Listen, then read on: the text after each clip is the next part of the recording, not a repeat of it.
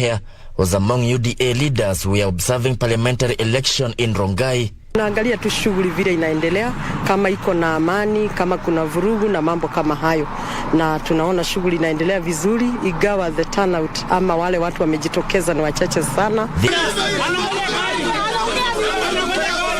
There was drama at Masengeri polling station after irate voters roughed up and evicted Nakuru Town East Member of Parliament elect David Gekaria over alleged attempt to influence voters to vote for his preferred candidate.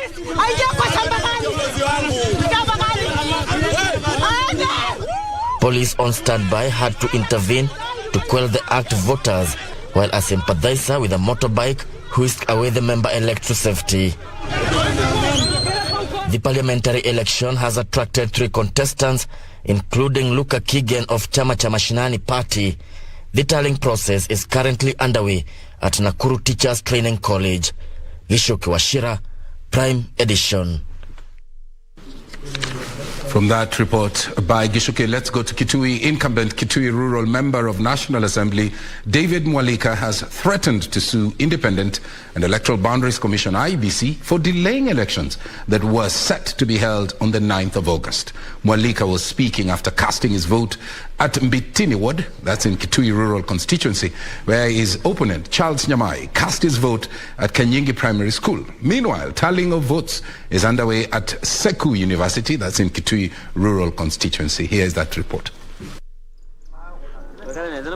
6 a.m. at Kanyangi Ward, 3 polling stations were open with voters already queuing to cast their votes. Satisfied with the process, a section of voters expressed their joy in what they termed as a smooth exercise. Naendelea poa mimi naona sio kama ile wakati mwingine. Wakati mwingine ilikuwaje? Ilikuwa tukisoma huko, sasa hii hakuna kusoma.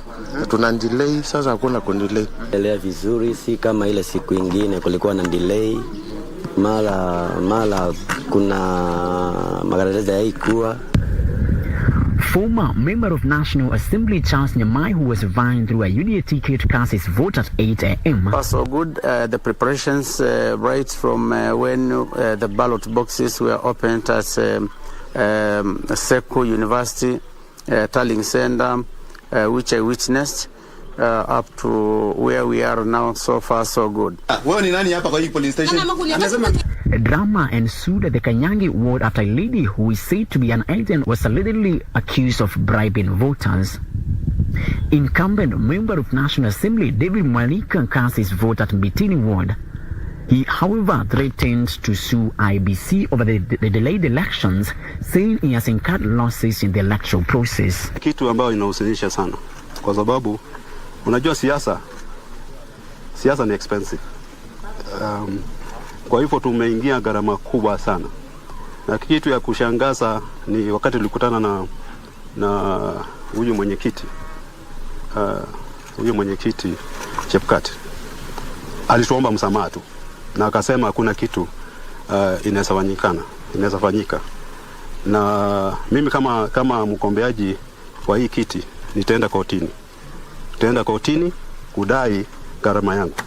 Kwa sababu mimi nimeumia kifedha, nimeumia kiroho, familia yangu imeumia, wafuasi wangu wameumia. Well, incumbent Kitui Rural Member of the National Assembly, David Mwikali, they're threatening to go to court. I'm interested in knowing how that suit would look like a little later on. Of course, we have lawyers on a panel. We will be discussing some of those issues. Would like to get their insights. Fred Ogola, who's a governance expert. We also have Alex Mola, who's an advocate of the High Court, alongside Alenga Toro-Test, a political analyst.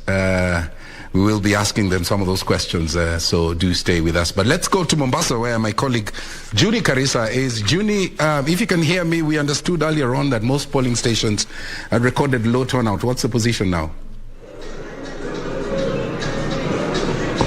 Right, good evening, Tom. We are coming to you live from Nyali constituency, where the whole most polling sessions, there are 195 of them in this particular constituency, have are just about concluding the process of counting the number of votes cast and bringing them here at the constituency tallying center that is at Nita. Now, of course, we were up about since 6 in the morning and just giving you a quick glimpse of what happened and how the day unfolded. From 6 in the morning, we were across the county of Mombasa together with my colleagues Ann Buru and Michael Mondiga. True, the voter turnout was a bit low, compared to the August 9th general elections. And since morning, it was just a matter of mobilization from the candidates to ensure that their supporters come out to decide who their next governor is. Around 10 o'clock, the momentum started picking up. However, it was not as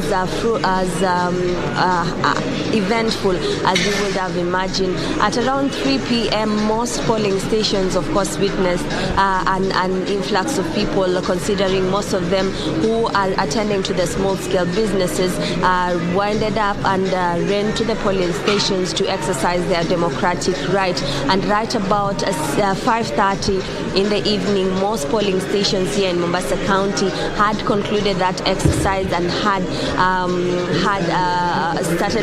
started counting the votes cast. Now, where I am in Nyali constituency, immediately after the polling station closes, the next exercise is counting the votes cast. After the votes have been cast, of course, electronically, those results are relayed to the constituency and the county returning officer. Then, physically, they are mandated to come to the constituency returning officer to hand over their electoral devices or gadgets and materials, so that they can be able to ascertain that the numbers that they relayed electronically are the same that they have physically. So those are some of the presiding officers who were process at different polling stations. As I have mentioned earlier, in Nyali constituency, there are 195. Over 600,000 registered voters this morning were expected to go. However, we spoke to Swalha Yusuf, who is the county returning officer, at 7 p.m. and assured us that that number, the 42% turnout that was witnessed during the August 9th election, will not be achieved, and they had hopes that maybe the numbers will increase. However, the numbers are not looking very good. So it is a question of how much they have scored, because she was waiting for only 2 constituencies to analyze the voter turnout of Mombasa County, but she says it is not really pleasing, and maybe they have just reached the above a half margin compared to the general election. There's some reason, of course, that contributed to these elections having a low voter turnout. Number one, most voters were depressed, or they had lacked morale following the outcome of the August 9th election. Some of them, their candidates did not make it for the win, and of course the Azimio fraternity did not make it to be elected as the president-elect pronounced by Chebukati. So, some of them were depressed and could not make it to the polling stations. Number two, these elections have been postponed twice.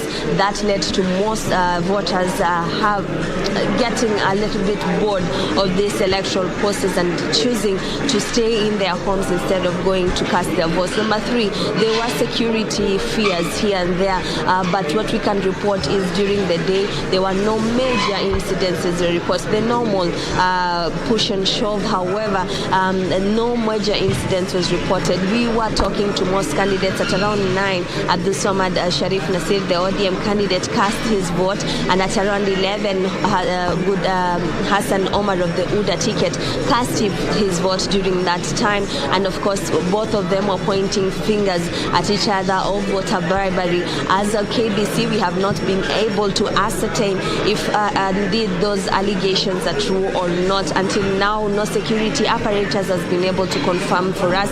But for us, we understand that the process went without any security hitches because we understand the security apparatus was on high alert. So no major incident was reported. The voter turnout was a bit low.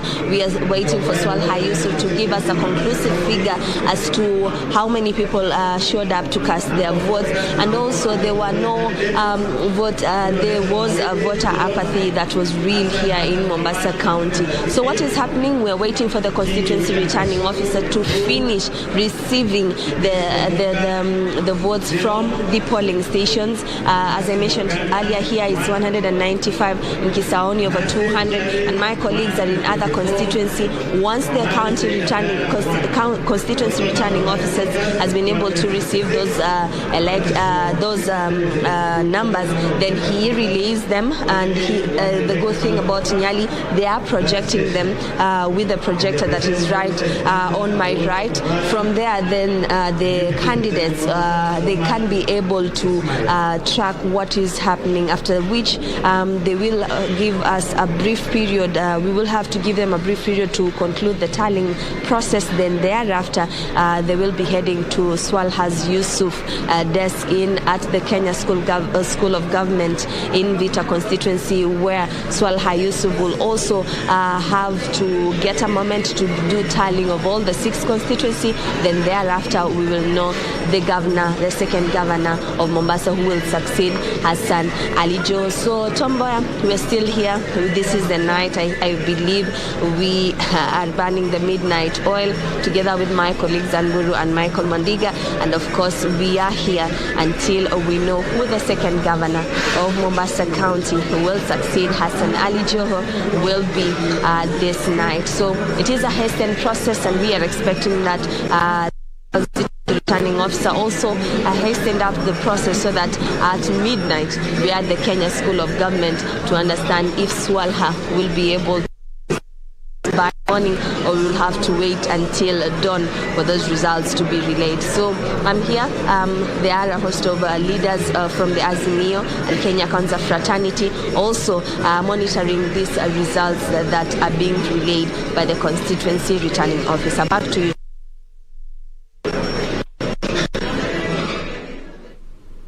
A bit of hiccup there, but no problem. You know, I'd actually planned to ask you 3 questions, which you have answered extremely well. That was a very comprehensive update. Perhaps before I let you go, what's your crystal ball telling you? When should we know who the governor-elect will be? By what time? If you can hear me. All right, we'll get back to her. It's okay. It's okay. She has given us a very comprehensive report there from Mombasa. Juni Karisa coming to us from Nyali there.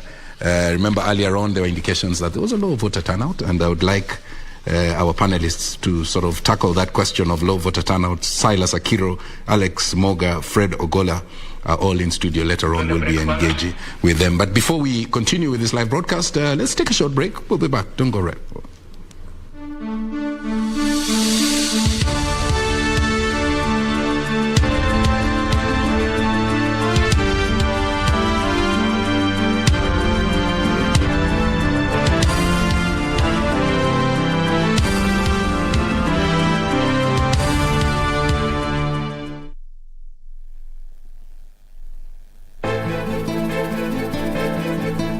Mimi niache kazi zangu hapa, nitoke hapa nikamtafute badi na mshout, namwambia nini mimi sasa? Kwa hivyo tafadhali usinifanye hasira zangu nikakumalizia wewe, eti kwa sababu nataka kunizuia nisimwone mtoto wangu. Ni mara ngapi mimi nilikupigia simu kushika na karibu hapa keti atue kwa sababu yako wewe na huyo mtoto wake. Ati nini? Tukina safari. Mwanzio wantia majonzi. Mwanzio mimi. Hebu ondoka nayo chai yako hapa.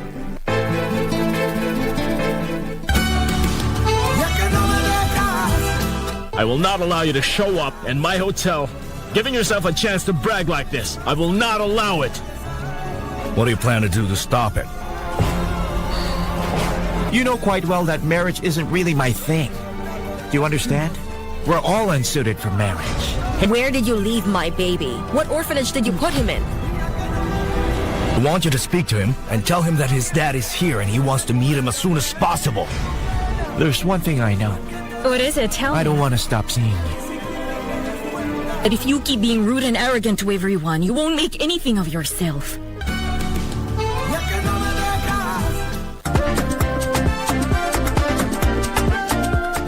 Karibuni sana to the Second Chance TV game show. Tough questions. Virunga National Park is located within which mountain range? Aberdare. Aberdare? Is that your final answer? Tough challenges. 3, 2, 1,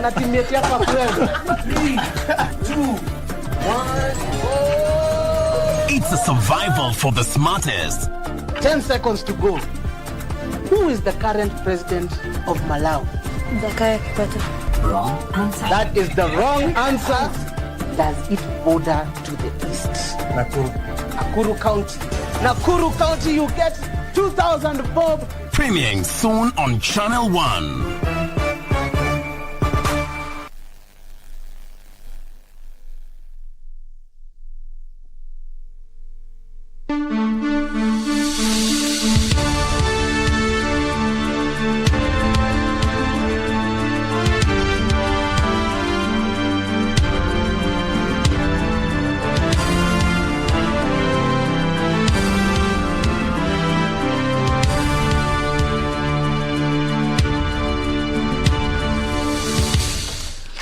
Welcome back to Kenya Decides. Low voter turnout characterized elections in areas where the electoral body postponed the exercise that had initially been scheduled for the 9th of August. Kakamega and Mombasa are set to elect governors, while 4 other constituencies are set to elect members of parliament in today's delayed election. Let's listen in on that report.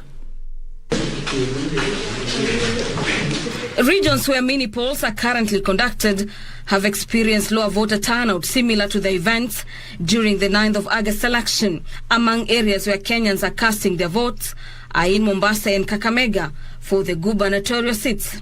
During the exercise, the lower voter turnout dominated different areas such as Kacheliba in West Pokot and Pokot South constituency.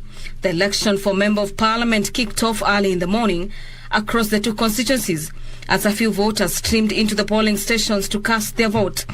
In Pokot South constituency, 3 candidates are contesting for the seat in the 4 wards, with a total of 58,406 registered voters.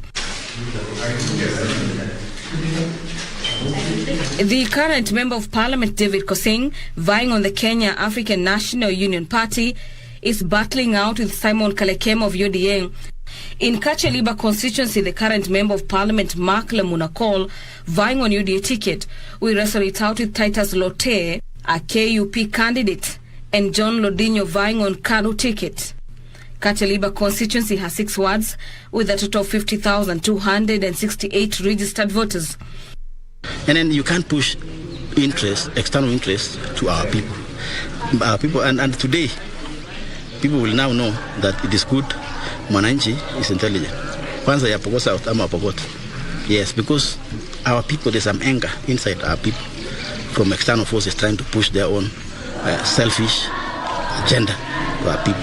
That's what they're going. We hope at the end of the day we should be able to get the MP for Pokot South.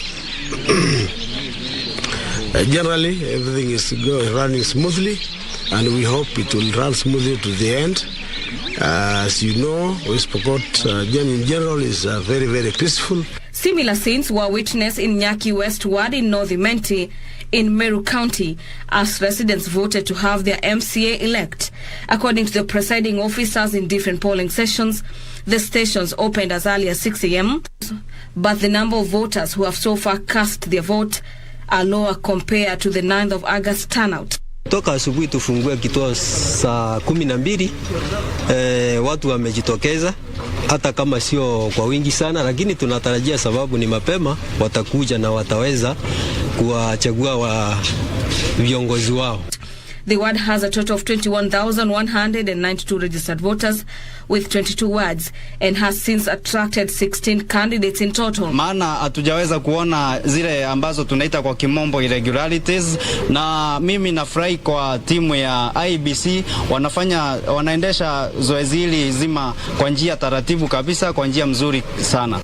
The elections were postponed in the 8 areas following the errors on the ballot papers days to the 9th of August election.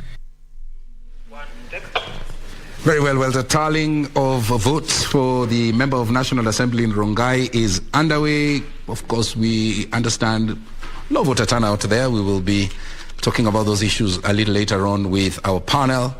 And so let's go back there. Gishoki Wachira is down in Rongai, and let's get an update from him now. Gishoki. Well, thank you very much. We are still keeping track on Rongai parliamentary election, and currently we are at Nakuru Teachers Training College, which is the tallying center for Rongai constituency. And as you can see behind me, these are images of presiding officers from all the 197 polling stations. They are lining up so that they can submit the ballots, and as well as Form 35A.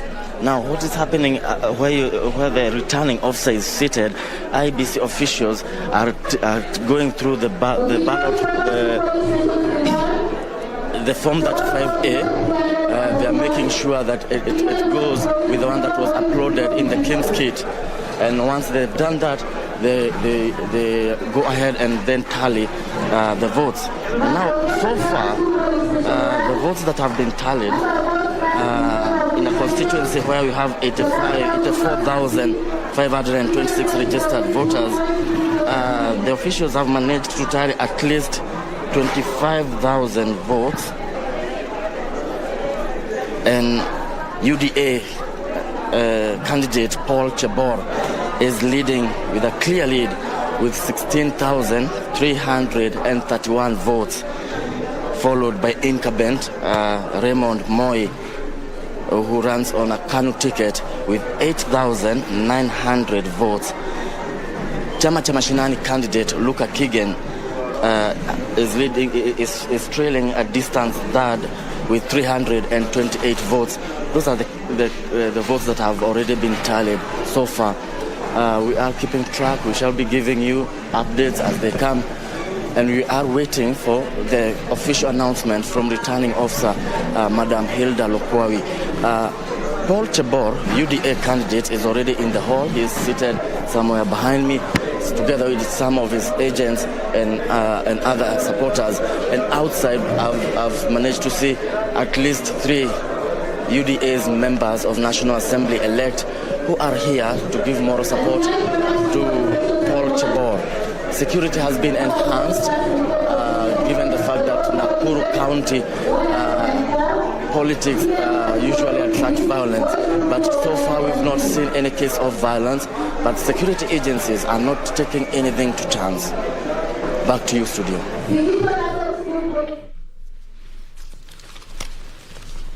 Thank you very much, Wachira. We'll be coming back to you, of course, Wachira, indicating that so far 25,000 votes have been tallied, and the 2 leading lights, Paul Chebor of UDA garnering 16,331 from those votes that have been counted, and the incumbent Raymond Moi managing 8,900. Of course, we'll be getting back to Wachira a little later on. Remember, Chola Simon is on standby. Once he's ready, we will be bringing him in. He's in Kakamega, and he'll be giving us an update there. Our very own Frederick Mwoki is also embedded in Kitui Rural, so he'll be giving us an update a little later on. But first, let's look at how the petitions update looks like. The National Security Advisory Committee has filed an affidavit at the Supreme Court disputing claims that it wanted to force moderation of the August 9th presidential results. In an affidavit filed by the head of public service, Joseph Kenywa, who is also the chairperson of the advisory committee, the team admitted to meeting the IEBC chairperson, Wafula Chebukati, but only on security concerns. Now, the committee says that the claim it wanted to tinker with the presidential results are not only far-fetched, but also cast aspersions on the functioning of a very crucial government institution like the one that they work for. Here is that report. In response to affidavits filed by the IEBC chair Wafula Chebukati, the National Security Advisory Committee, led by its chair Joseph Kenywa, who is also the head of public service, have disputed allegations leveled against the team that they visited the IEBC chair to influence him to subvert the will of the people by declaring a certain candidate the winner. In the affidavit, Kinyua says earlier on, efforts to speak to Chebukati and other members of the commission had been unresponsive. Further, Kinyua says the meeting had been necessitated by delays in the declaration of presidential results and the manner in which the results were being transmitted, including stoppage of the public display of results. The stoppage, he says, had generated considerable public anxiety and tension and risked creating the opportunity for chaos, violence and insecurity in parts of the country. In the meantime, Professor Kithure Kindiki, a Kenya Kwanza chief agent, has filed an application to have IEBC commissioners struck out of the petition from being separate respondents. Kindiki says the action to have the commissioners as respondents is not envisioned under Article 140 of the Constitution, saying such an action will compromise the president-elect's right to fair trial. A similar application has been filed by UDA's Deputy Chief Agent Josephat Nanok, who is also questioning why individual commissioners have been enjoined as respondents. Nanok says that it is unconstitutional as the recent election was held by IEBC and not individual commissioners. Meanwhile, John Githongo has filed another affidavit recanting his earlier affidavit. Githongo claims he had based his sworn affidavit to logs supplied by a young man, which has come to prove to be screenshots meant for demo on how the IEBC server could be accessed and manipulated. Nancy Okware, Prime Edition. Now, the pre-trial conference of the Azimio la Umoja One Kenya Coalition Party leader Raila Amolo Odinga's petition against the Independent Electoral and Boundaries Commission IEBC and 8 others has been scheduled for tomorrow, 11 East African time. Among housekeeping issues to be addressed are the interlocutory applications and anyone seeking to be enjoined as amicus curiae, and as well as setting timelines for each petitioner and also rebuttals. It will also see the allocation of time and which matters will take precedence during the trial. All eyes will be on the Supreme Court starting tomorrow at 11 a.m. as the pre-trial conference of the presidential petition, followed by Azimio la Umoja's Raila Odinga and 8 others, commence. The whole bench of 7 judges of the Supreme Court will hear and determine the presidential election petitions filed. Unlike the 2017 presidential petition, where only 6 judges were involved in the election petition. All the 7 judges are expected to participate.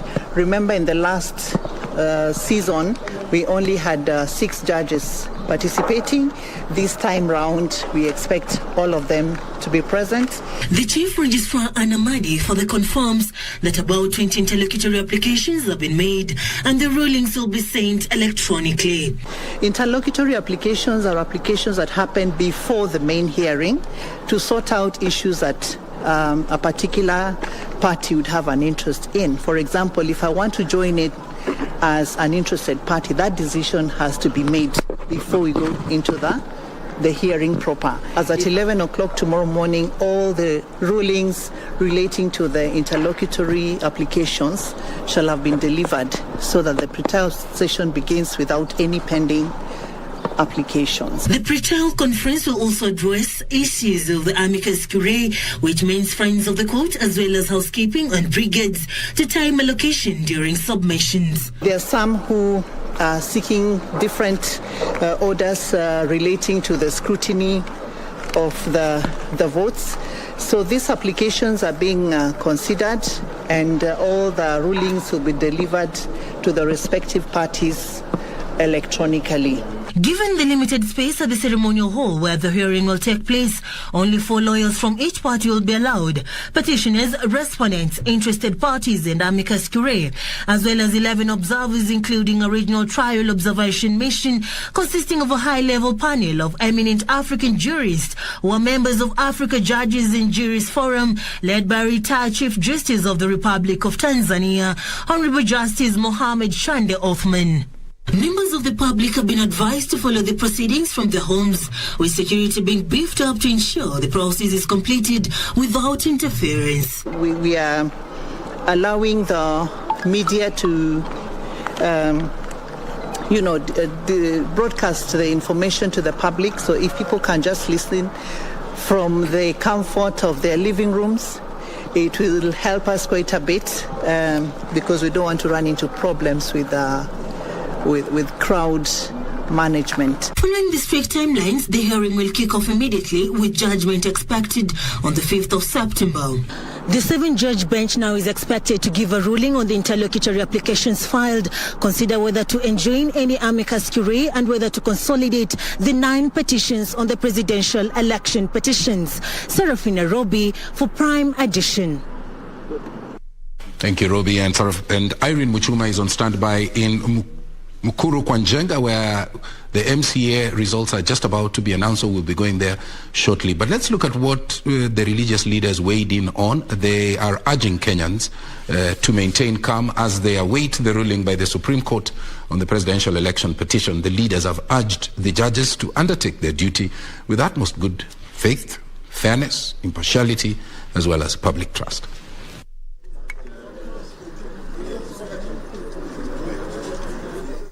Drawn from different faiths across the country, religious leaders have called on Kenyans to remain calm in the wake of the intensive legal discourse at the Supreme Court. We have a brief statement that we would like. The leaders calling on the Supreme Court judges to carry out their duty in a way that will uphold fairness and truth. It is our prayer and confidence that truth will prevail and justice will be done and be seen to be done at the Supreme Court.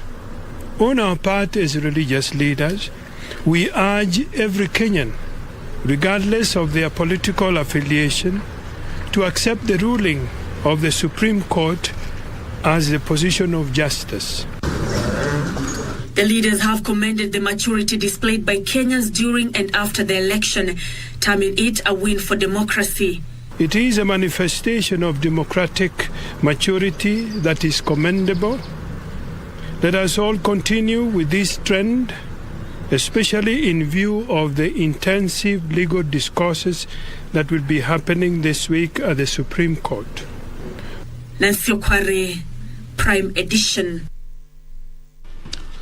Let's cross over immediately to Kakamega, where the gubernatorial elections are ongoing, and listen in on what Wycliffe Okech has. Wycliffe, you can hear me. What's the very latest for us now? Well, a very good evening to you, Tom, back in Nairobi. As you've rightly put it, we are coming to you live from Kakamega County, where the gubernatorial election that had been postponed twice actually today happened, and the 844,551 registered voters in this particular county actually took to the polls, got the opportunity to take to the polls and elect who is going to be their governor for the next 5 years. And as it's stipulated in the law, the polling stations opened at 6 a.m. as stipulated, and some of the majority of them closed at 5, except for a few less than 20 that extended the closure time by about between 30 minutes and 1 hour. And when I spoke to the county returning officer, Mr. Joseph Hayata, on that, he told me that so some of those polling stations that extended the closure of the polling exercise was occasioned by the fact that some of the schemes that were being used to identify the voters did not failed, and they had to be supplanted or rather replaced by others, and that took a bit of time, and that is the reason for the delay of the commencement of the voting exercise in those particular polling stations. Right where we are, this is Sigalagala National Polytechnic, which is the constituency tallying center for Shinyalu constituency. Remember, there are a total of 12 constituencies that constituting the vast Kakamega County here. Remember, Kakamega County actually is the biggest in in this region, actually the western region here, and you can imagine just 12 constituencies. And right now what's happening is that if my colleague behind the camera, Martin Kivuti, can basically show you what's happening in the background here, is that the returning officer for this particular constituency is receiving ballot boxes from the various polling stations. That line you're seeing at the entrance at that door here, there is it's a queue made by by the presiding officers and their deputies as they queue there with the various electoral materials they are delivering to this center to be received by the returning officer for this particular constituency, and where the results are verified and declared in the presence of party agents and the agents representing various candidates here. And that is what has been happening for the larger part of the evening since the polling stopped at around 5 there. And one thing more that if my colleague Martin can basically also just pan around and show you how smooth this exercise is rolling here. Remember, this is what is happening across the 12 constituencies that constitute the vast Kakamega County. Earlier on, I spoke to the county returning officer, Mr. Joseph Ayata, who said that by now nothing is really happening at the county tallying center, because the gist or the gist of the exercise right now is at the constituency tallying center, with the presiding officers and their deputies actually delivering those ballot boxes to be verified and declared by the returning officer here. There is also a smart board that is very clear to everybody to see. If my colleague here can also just pan around and show you the smart board there that is being projected to everybody that is within the room here to see and to see for themselves how transparent and smooth this exercise is. And something we also I can mention, like I've told you, the polling stations opened at 6 a.m. and the voting exercise went on smoothly, except for a few pockets of incidents of unrest. But then something that I have to mention is about the security issue that we noticed today across the county here. Remember, there were two security personnel guarding every polling station, and just additional officers patrolling around and within every polling center. Something that manifested is that the voters, immediately after voting, they needed to go to the various homes as indicated in the law, but then they just decided to remain just next to the polling centers in what they claimed is protecting the votes. But then the officers were there to control every incident that could probably interfere with the voting process. And earlier on, I spoke with the Western Region Police Commissioner, that is Paris Kimani, maybe to confirm if probably there was any sort of arrest regarding the security issue, but she mentioned that there were no any arrests that had been made by evening, yes. And also I spoke to the county returning officer, that is Joseph Ayata, saying that some of the claims of bribery that have been made by the various candidates, actually they were just claims, but then nothing was lodged with the IBC office officially. There was a case actually. There was some rumors or other claims on social media that one of the candidates vying for this particular seat, that is Cleophas Malala, who is vying for this seat on the ANC party, was arrested. But then before we made our way here, we went to the home of Cleophas Malala, and actually we found him there carrying the parallel tallying exercise. And Cleophas Malala hasn't been arrested and is well at his home. Like I've mentioned, what's happening right now is just that the returning officer for Shinyalu constituency is receiving ballot boxes from the presiding officers and their deputies, which are being verified and declared. Tom, something that I cannot forget to mention is about the low voter turnout that was reported. That is what was witnessed throughout the county here. When I spoke to the constituency returning officer, who is Joseph Ayata, told me that the elections that was conducted on 9th of this month, the turnout was about 60%. But then today, nothing close to that was witnessed. Actually, by now, like if I can mention, this is Shinyalu constituency, where there are 152 actually polling stations, and so far what has been registered is about 14 polling stations have been verified here and announced here. And just to paint a picture of the kind of race we are having here in Kakamega, remember there are a total of 7 candidates contesting to succeed the outgoing Governor Wycliffe Oparanya. Among those, 2 are vying on as independent candidates. We have Fernandez Barasa, who is actually vying for this seat on the ODM ticket. Like I've mentioned, Cleophas Malala is also vying for this seat on the UDA, or rather on the ANC ticket. And just to paint a picture of the kind of race we are having here in Kakamega County, is that like I've mentioned, there are 152 polling stations in Shinyalo constituencies, and so far 14 have been verified and declared. But then let me just, if I can go by 10, collating 10, or rather accumulating 10 for all the 10 of the stations that have been reported here. Fernandez Barasa has 830, while ANC's Cleophas Malala has about 882 votes, the total of the votes cast there. That just shows you the kind of race we are having. You see, this race is spanning out to be between the ODM candidate and the ANC candidate.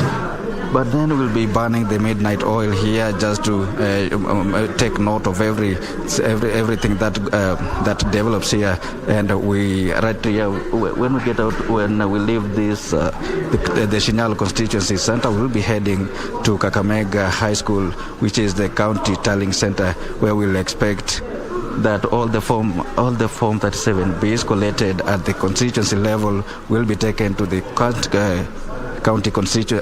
county tallying center, where all that will be collected, and the county returning officer will prepare that form 37C, which will be used to declare the next governor for Kakamega. Tom. We're coming back to you, Wycliffe Okech. Wycliffe Okech, they're indicating that, low voter turnout. That seems to be a common thread cutting across all the repeat elections. Okech, before I let you go, I just want to make sure I heard you right. You mentioned that something failed for some time and it was sorted out. Would you just repeat that part? What was it? What was it that failed? I just want to make sure I heard you right.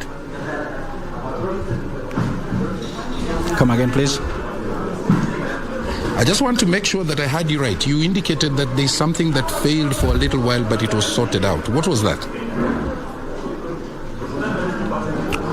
Oh, okay.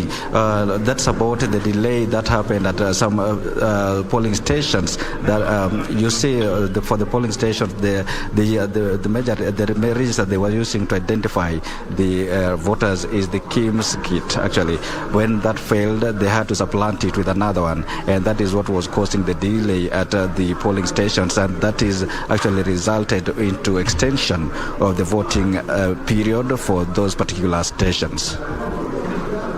Thank you for that clarification, that they were immediately able to bring in other KIMS kits once the initial ones that they had set up failed. I want to thank you, Wycliffe Okech. We'll be coming back to you as you head to Kakamega High School, where the tallying center is. Now, a 15-year-old Form 1 student who confessed of murdering her 3 siblings, you remember that case, and a cousin, in the past 1 year has been detained for 14 days to allow DCI to complete their investigations.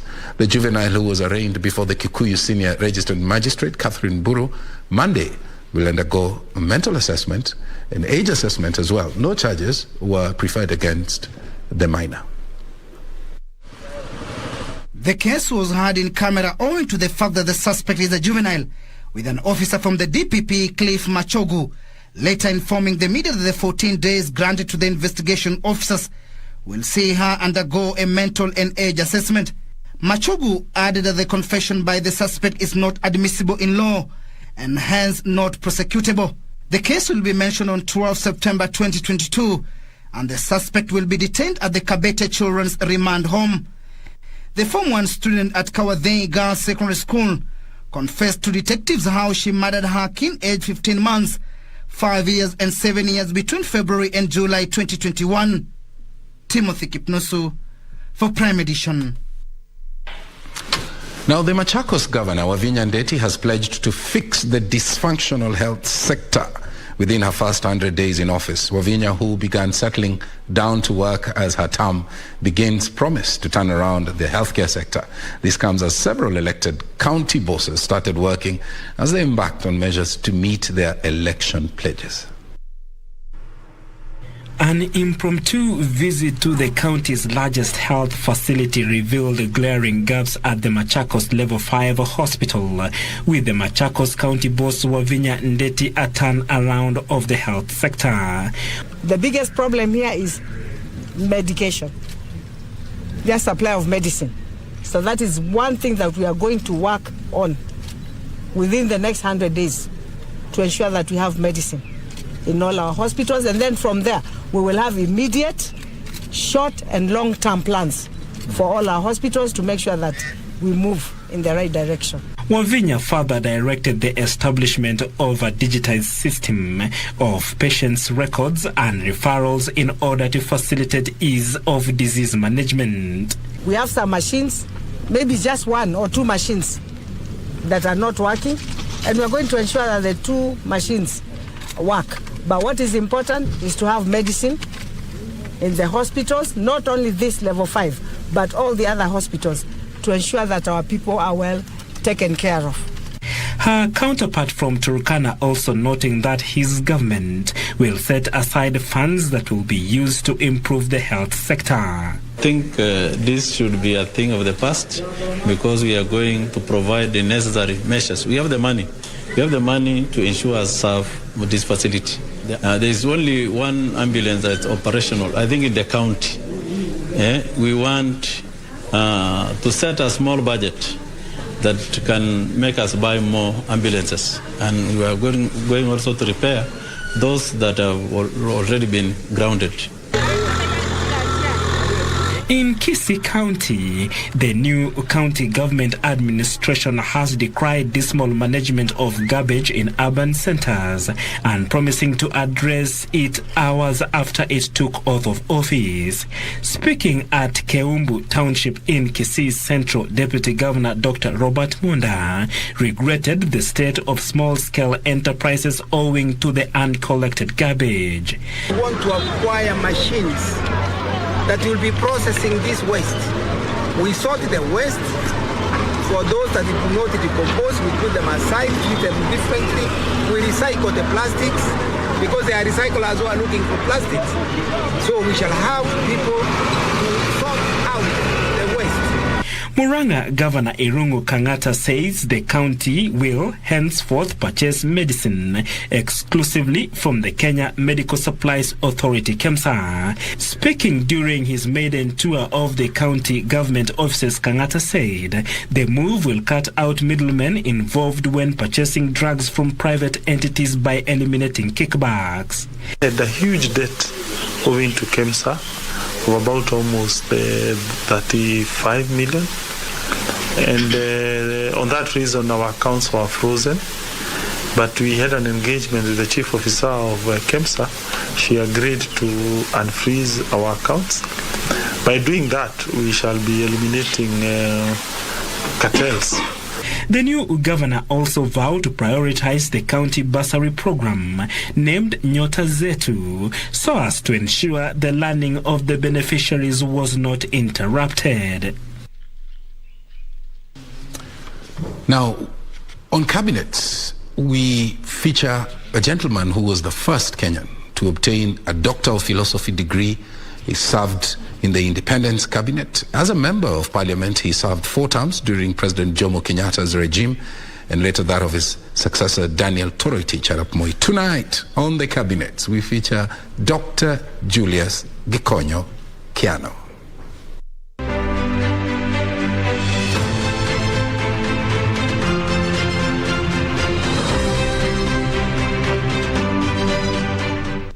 Dr. Julius Gikonyo Kiano was born in June 1926 in Githiga village, Kangema, Murang'a district, then Fort Hall district in central Kenya.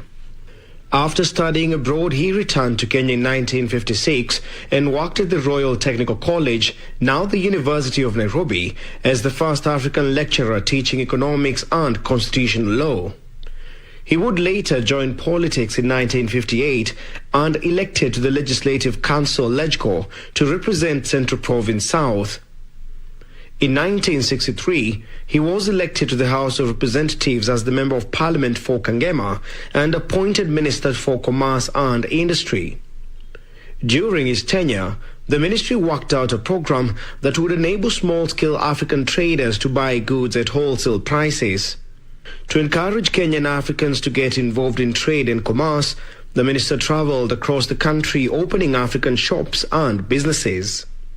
In 1964, at a Commonwealth Trade Ministers' Conference, Kiano called for an international trade and development organization under the United Nations. Years later, the efforts bore fruits as the Geneva-based United Nations Conference on Trade and Development UNCTAD was born, and in 1976 he vied unsuccessfully to become its executive director. His reshuffle to the Ministry of Labour would come in 1965.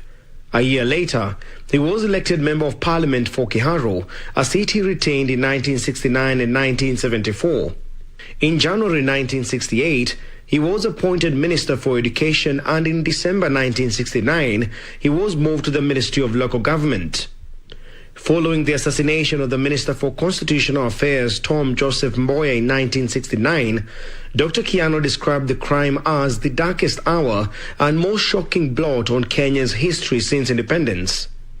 We feature the man who, alongside he and Mboya, had since 1959 worked closely in organizing the student airlifts to the USA that formed the core of the country's future public service since 1959. At the time, he was Minister for Education and was later moved to the Ministry of Local Government. Later in the 70s, Dr. Kiano returned to the expanded Ministry of Commerce and Industry before moving to the Ministry of Water Development in 1976, earning himself a tag of the most shuffled cabinet minister in President Jomo Kenyatta's government. In 1977, as Minister for Water, he was elected chairman of the steering committee of the United Nations Water Conference in Argentina, which was the beginning of the high-profile involvement in environmental issues. He also led Kenya's delegation to the UNEP Governing Council meetings in 1978 and 1979. In 1980, Kiano was appointed Managing Director of the Industrial Development Bank. Kiano's last attempt to return to politics was in 1989, where he lost in a by-election occasioned by the expulsion of Kenneth Matiba from KANU. Although Kiano was the front-runner right from the early stages of the election, he lost the bid for the Kiharu parliamentary seat to his former employee, Jidraf Mwero. In December 1989, Kiano was elected unopposed as the Murang'a KANU branch chairman. He lost again to Matiba during the multi-party general election of 1992, after which President Daniel Arap Moi appointed him chairman of the state-owned Kenya Broadcasting Corporation, KBC. He died in August 2003, aged 77.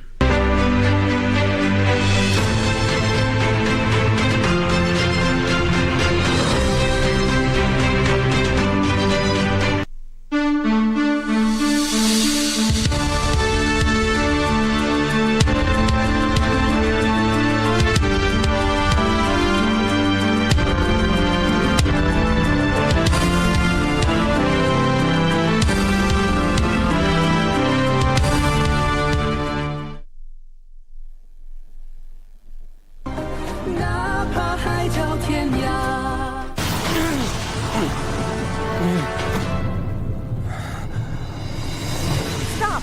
You're not authorized to enter the prince's palace. I need to see the prince. Lady Lily is in labor. I needed to send the doctor now. Your son didn't survive. Please spare me. But he killed our baby. What now? My king, it's not true. Hear that? The baby's been born. She gave birth to a boy? Yes, my lady.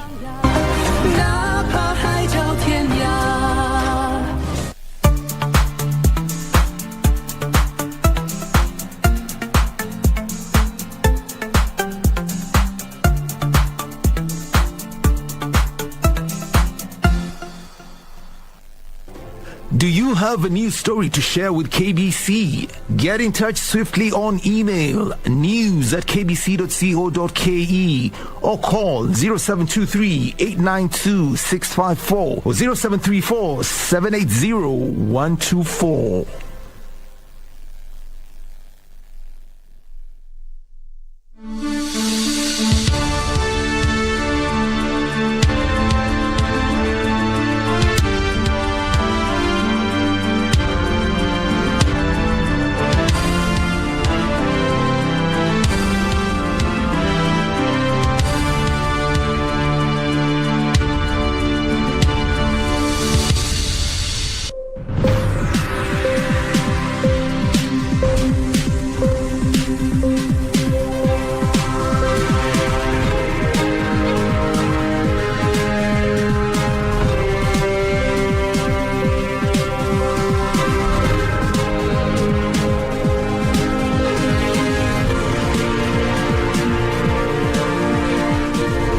Very good evening to you. Many thanks for keeping it Prime Edition. We want to take a quick break from elections and give you the latest in the world of business. My name is Betty Kiptum. Now, Kenya is at an advanced stage of sealing export deals with Malaysia and Mauritius for shipment of day-old chicks. The Director of Veterinary Services, Obadiah Njagi, says talks with the two nations are part of Kenya's plan to increase live animal exports. Kenya's annual chicken exports are valued at 27.3 million shillings, making it the 94th largest exporter in the world. Rwanda, South Sudan, Somalia, Uganda and Ethiopia are the main markets for Kenyan chicken products. Currently, Kenya is in advanced talks with Malaysia and Mauritius as export destination for Kenyan poultry. Kenya is seeking to sign export deals with the two nations to start shipping day-old chicks to Malaysia and Mauritius, who are keen on increasing their broods. Kenya's Director of Veterinary Services, Obadiah Njagi, says officials from the two nations have already done a tour of breeding facilities in the country with a view of starting importation of the chicks. Njagi further says plans are underway for Kenya to increase chicken production to meet demand in the two nations. Kenya has been seeking to increase its live animal export in the recent past after resuming direct exports to Oman after a 16-year break. So far, Kenya has shipped 18,000 live animals through Salah port in Oman. Kenya is also looking to secure Saudi Arabia and the United Arab Emirates as possible live animal export destinations after a high-powered delegations towards the country in April this year. Benson Droba reporting for Prime Edition. Now, Digital Financial Services Association of Kenya has moved to court to challenge, among others, the 20% excise duty on digital loans which took effect through the Finance Act of 2022. They say the amendment to the first schedule to the excise duty of 2015 is discriminatory, unconstitutional and imposes an unfair tax burden. The Finance Act 2022 introduced a 20% excise tax on fees charged by digital lenders. Effective last month, borrowers have been paying more for loans as some digital lenders pass on the cost to consumers, making mobile loans costlier. The Finance Act 2022 reads, excise duty on fees charged by digital lenders at a rate of 20%. Excise duty on the importation of cellular phones shall be at 10% of the excisable value. Imported ready-to-use SIM cards at 50 shillings per SIM card. The Digital Financial Services Association of Kenya has moved to court to challenge the 20% excise on digital loans. The umbrella body wants the implementation of the Excise Duty Act as amended by the Finance Act 2022 suspended pending determination of the petition. They say the amendment to the first schedule to the Excise Duty 2015 is discriminatory, unlawful and unconstitutional and exposes borrowers to double taxation. The petitioner further argues that despite being gazetted on 8th July 2022, the amendment came into force retrospectively with effect from 1st July 2022. Hence, digital lenders were unable to pass on the cost to borrowers. This comes even as digital lenders seek fresh licenses after the Central Bank of Kenya Amendment Act 2021 was assented into law, giving the central bank powers to license and oversight the previously unregulated digital loans providers. Digital lenders have until next month to comply. The mobile lending industry in Kenya has witnessed a stratospheric growth. Caroline Jenga, Full Prime Edition. Now, good news for Kenyan business persons. More than 60 investors from Europe are in Kenya scouting for investment opportunities. The investors are targeting to invest in the manufacturing, hospitality, health and financial sectors. Professor Maria Africa, who is leading the delegation, says the investors have picked Kenya due to its strategic position as a leading economy in the region and improved investment environment. Strathmore Business School Academic Director Dr. Fred Ogola says the investors are in the country under the tutelage of Strathmore Business School, where they will be trained on how to do business in the country. The investors will be trained on how to negotiate deals in various fields and visit a number of industries in Nairobi, Kiambu and Nakuru counties.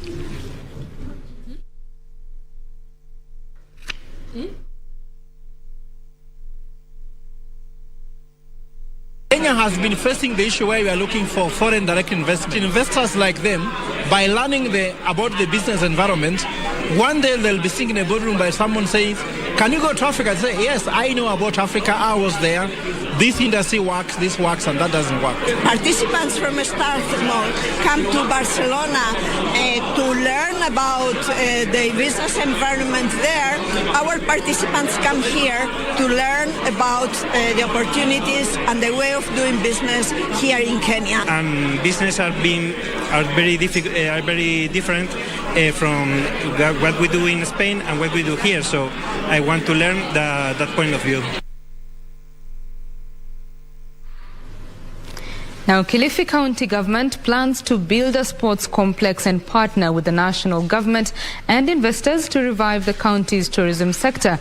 Kilifi Governor Gideon Mung'aro says the devolved unit plans to create a Kilifi Tourism Board charged with promoting tourist sites in the area, comprising the beaches, marine national parks, sports and conference facilities. As the hospitality industry continues to recover from COVID-19 disruptions, international arrivals to Kenya are projected to go up about 75% this year. This is after a strong performance in the first half of the year, where foreign visitors more than doubled to 430,000 compared to 222,765 visitors who visited the country in the same period last year. Kilifi County government is positioning itself for a pie of the growing arrivals and revenue from tourist activities. Kilifi Governor Gideon Mung'aro says this would be spearheaded through creation of the Kilifi Tourism Board to market tourist products in the devolved unit. Once the county assembly is formed, that they could pass is it a motion or a bill to create the Kilifi Tourism Board.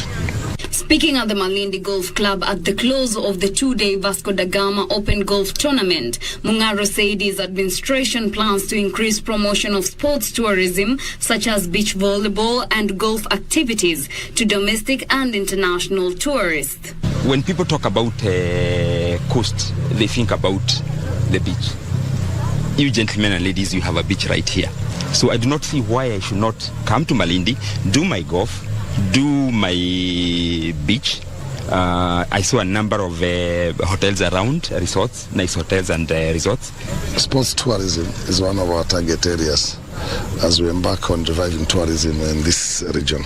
This is part of the program to see if we can use sports to market tourism both nationally, regionally and internationally.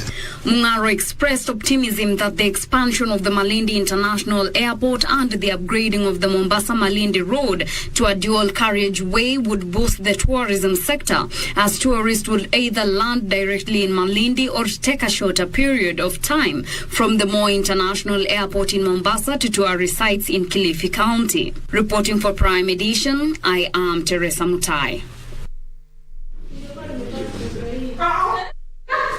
Well, that story by Teresa Mutai brings us to a close of the business news this evening, but sports news is coming up with Karen Kibet. My name is Betty Kiptum. Do have yourself a lovely night. Bye-bye.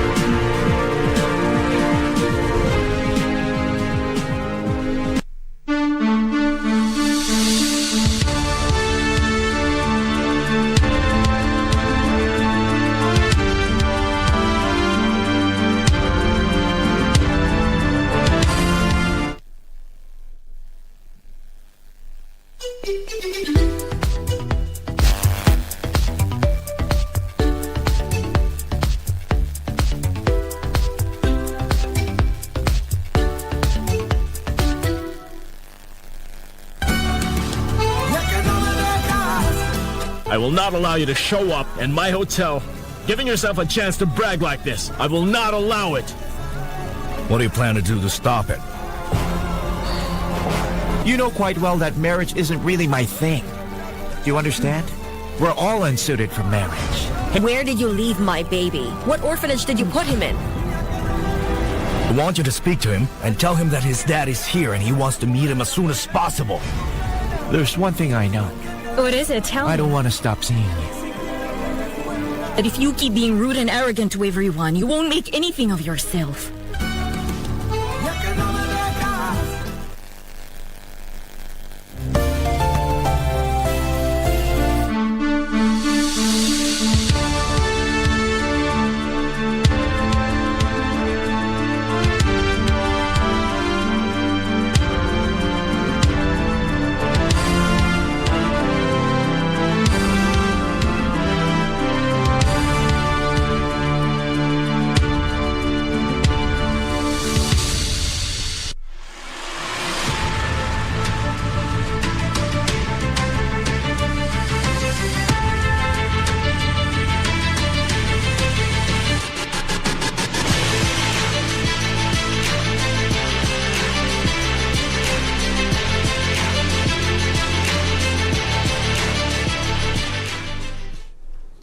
A very good evening to you. I do hope you're holding up well. It's now time for us to take a look at what's making headlines in the world of sports. My name is Karen Kibet. Now, the National Rugby Sevens team Shujaa completed the 2021-2022 World Rugby Series in the 12th position with 49 points after collecting 12 points today at the last leg of the series in Los Angeles, United States. The team, coached by Damian McGrath, finished 6th in Los Angeles after losing 21-7 to Argentina in the 5th place playoff match. Australia emerged tops with 129 points, 2 ahead of South Africa. Fiji finished 3rd with 122 points. The Kenyan team now shifts their focus to the Rugby World Cup Sevens, which will be held in Cape Town, South Africa between the 9th and 11th of next month. They will open their campaign at the global event against Tonga at the Cape Town Stadium on the 9th of next month.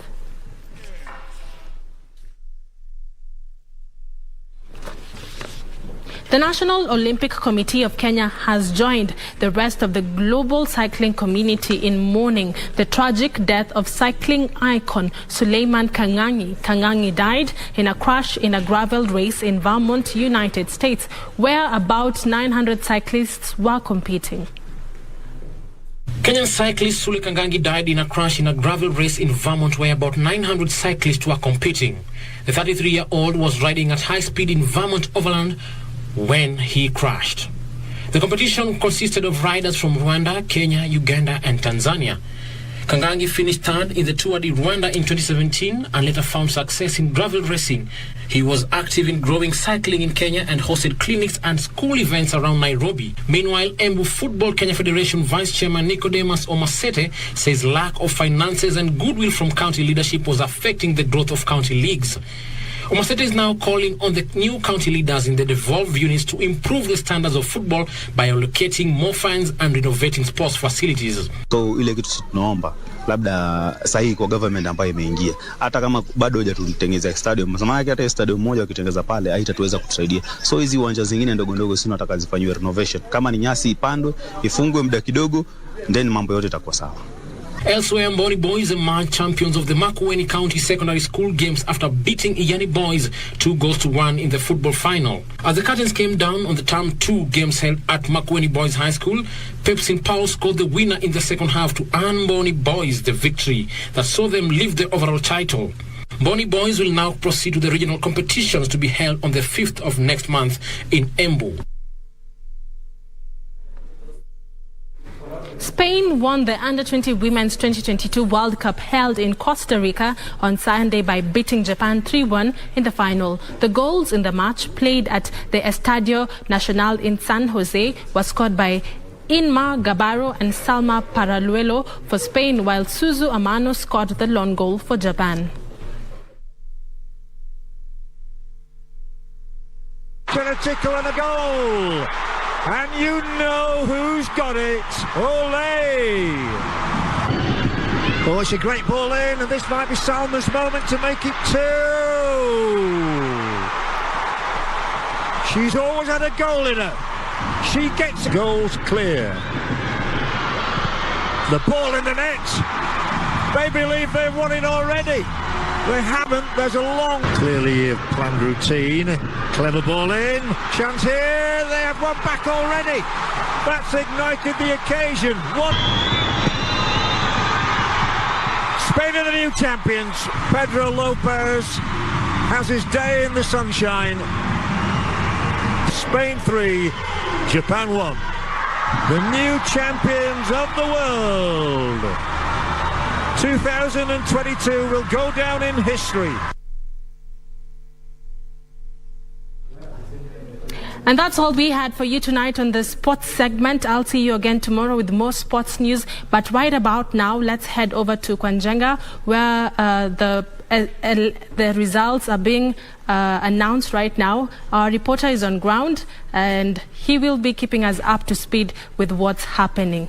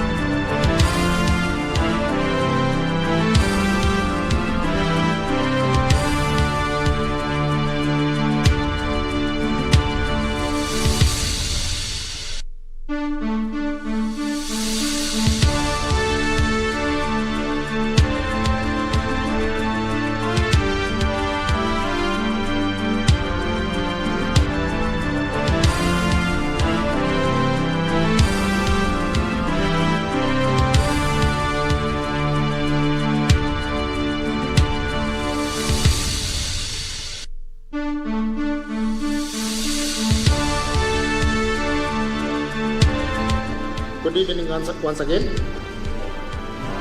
I now wish to clear the result for Kwanjenga by-elections that has been held on this day of 29th of August 2022 rather. I will read the candidates as they appear on the ballot. Hassan Dambo 9. Kasim Aziz Ibrahim 665. Kipagendi Francis Komboka 1344. Kirago Francis Kimondo 2088.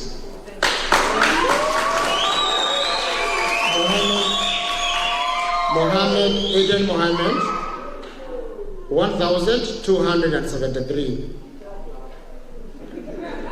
Makombora Thomas Odhiambo 19. Makura Amos Abetsa 11.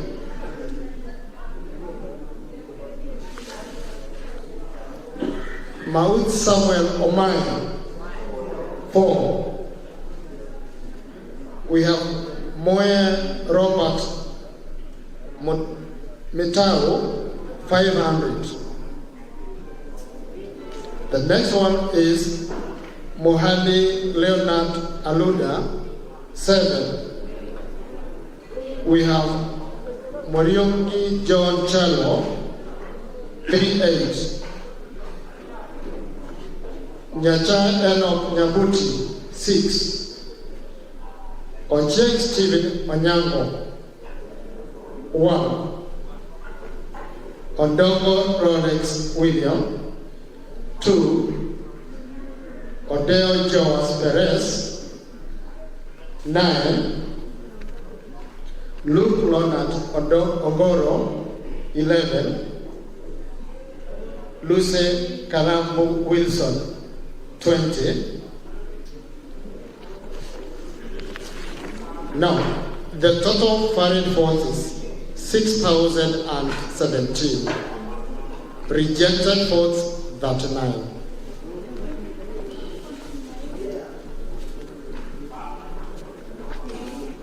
Now,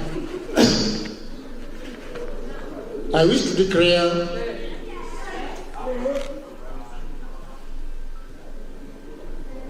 our sons. I, Anson Mugo, the returning officer for Kakamega by-elections, I do hereby declare that Keramu Francis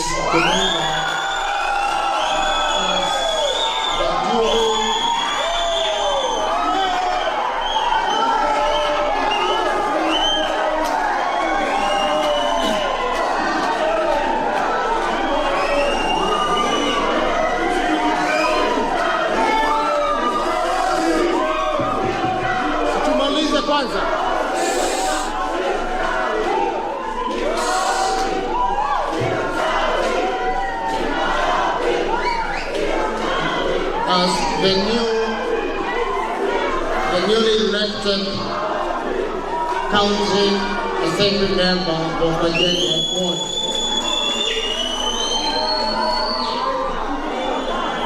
I now invite Kimondo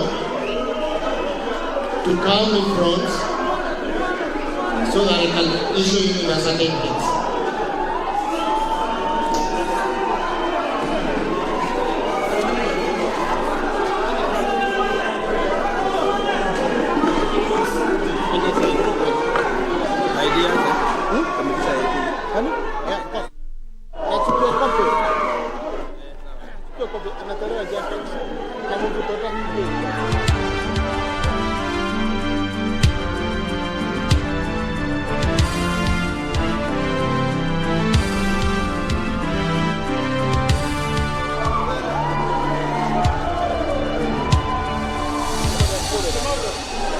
Commando, get a seat here.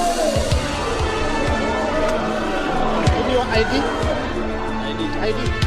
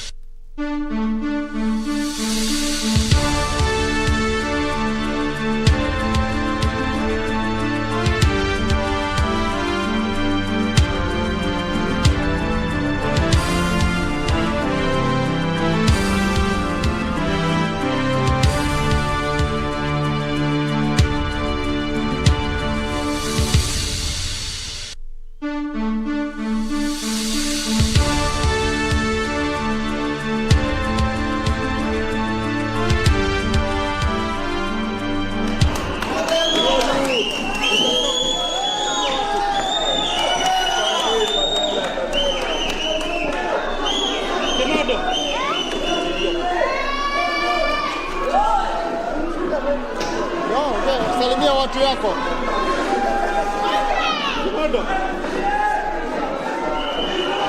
Hapa tu guys. Hapa tu.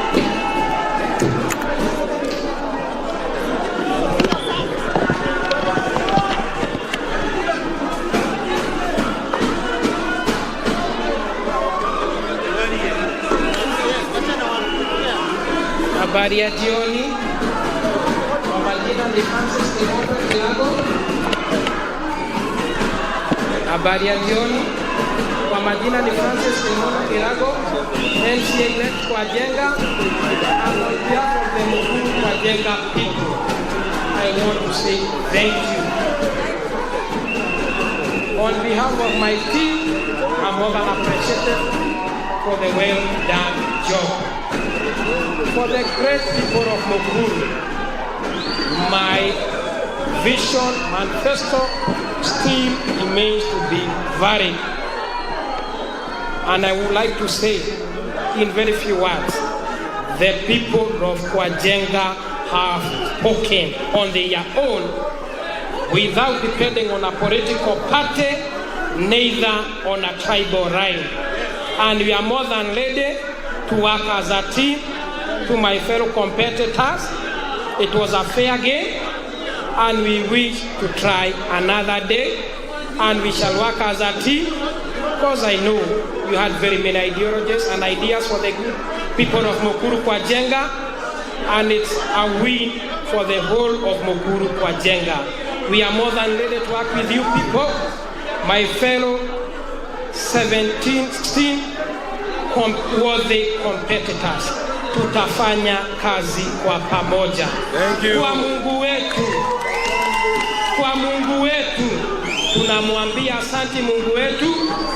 To my variable chairman, to my variable PA here, Bwana Sharo, and the whole team, my family, my wife, for the great and good support you gave me.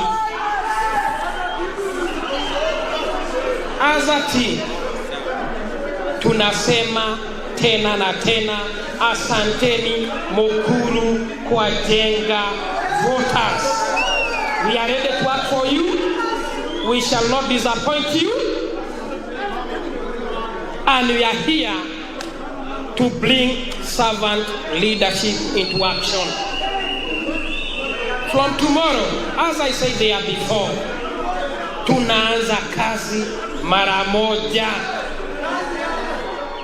To those who voted for me, to those who didn't vote for me, we are no longer enemies. It was a fair competition. We shall work together with all the things, the 17 things. Sisi wote ni watu wa Nakuru na tutashikana mkono tusaidianeni for the 5 coming years. As I've always been saying, it's about performance, it's about service delivery, it's about one-on-one talk with you people. Na mbarikiwe sana, sana, sana, na Mungu wetu, haleluya, haleluya, Mungu wetu mkuu, haleluya. Tuliomba kwa asili, ametujibu kwa uwazi. Asanteni sana. To the IBC, you have been very fair. Igawaje mtihani ilikuwa ngumu, going for a Leland as an independent candidate, it wasn't a joke. It wasn't a joke.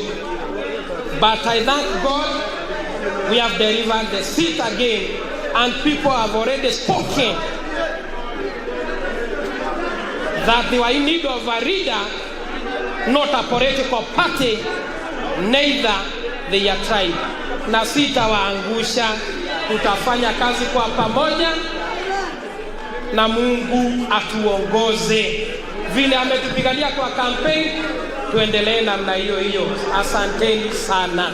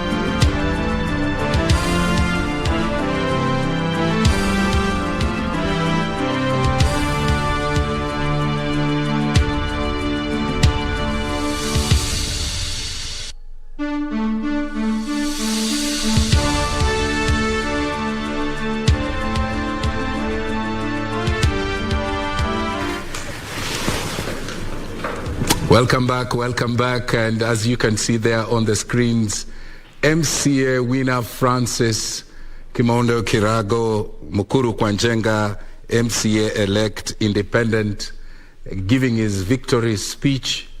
And sometimes I wonder, when candidates go to the polling stations and they await the results, do they prepare two speeches or do they have one speech? Because he articulated himself extremely well.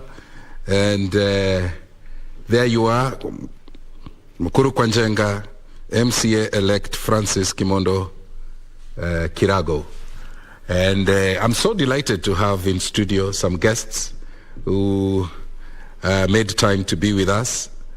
If my director can have them on set so that our viewers can see them as I introduce them.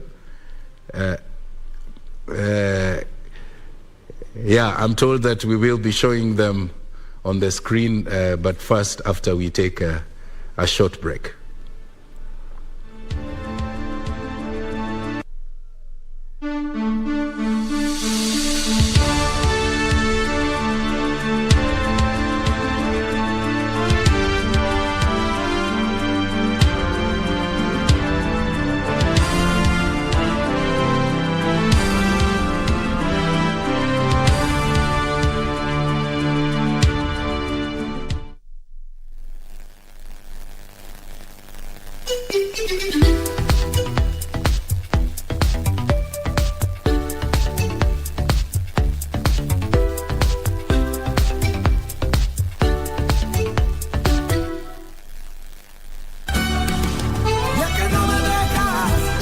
I will not allow you to show up in my hotel, giving yourself a chance to brag like this. I will not allow it. What do you plan to do to stop it? You know quite well that marriage isn't really my thing. Do you understand? We're all unsuited for marriage. What orphanage did you put him in? I want you to speak to him and tell him that his dad is here and he wants to meet him as soon as possible. There's one thing I know. What is it? Tell me. I don't want to stop seeing you.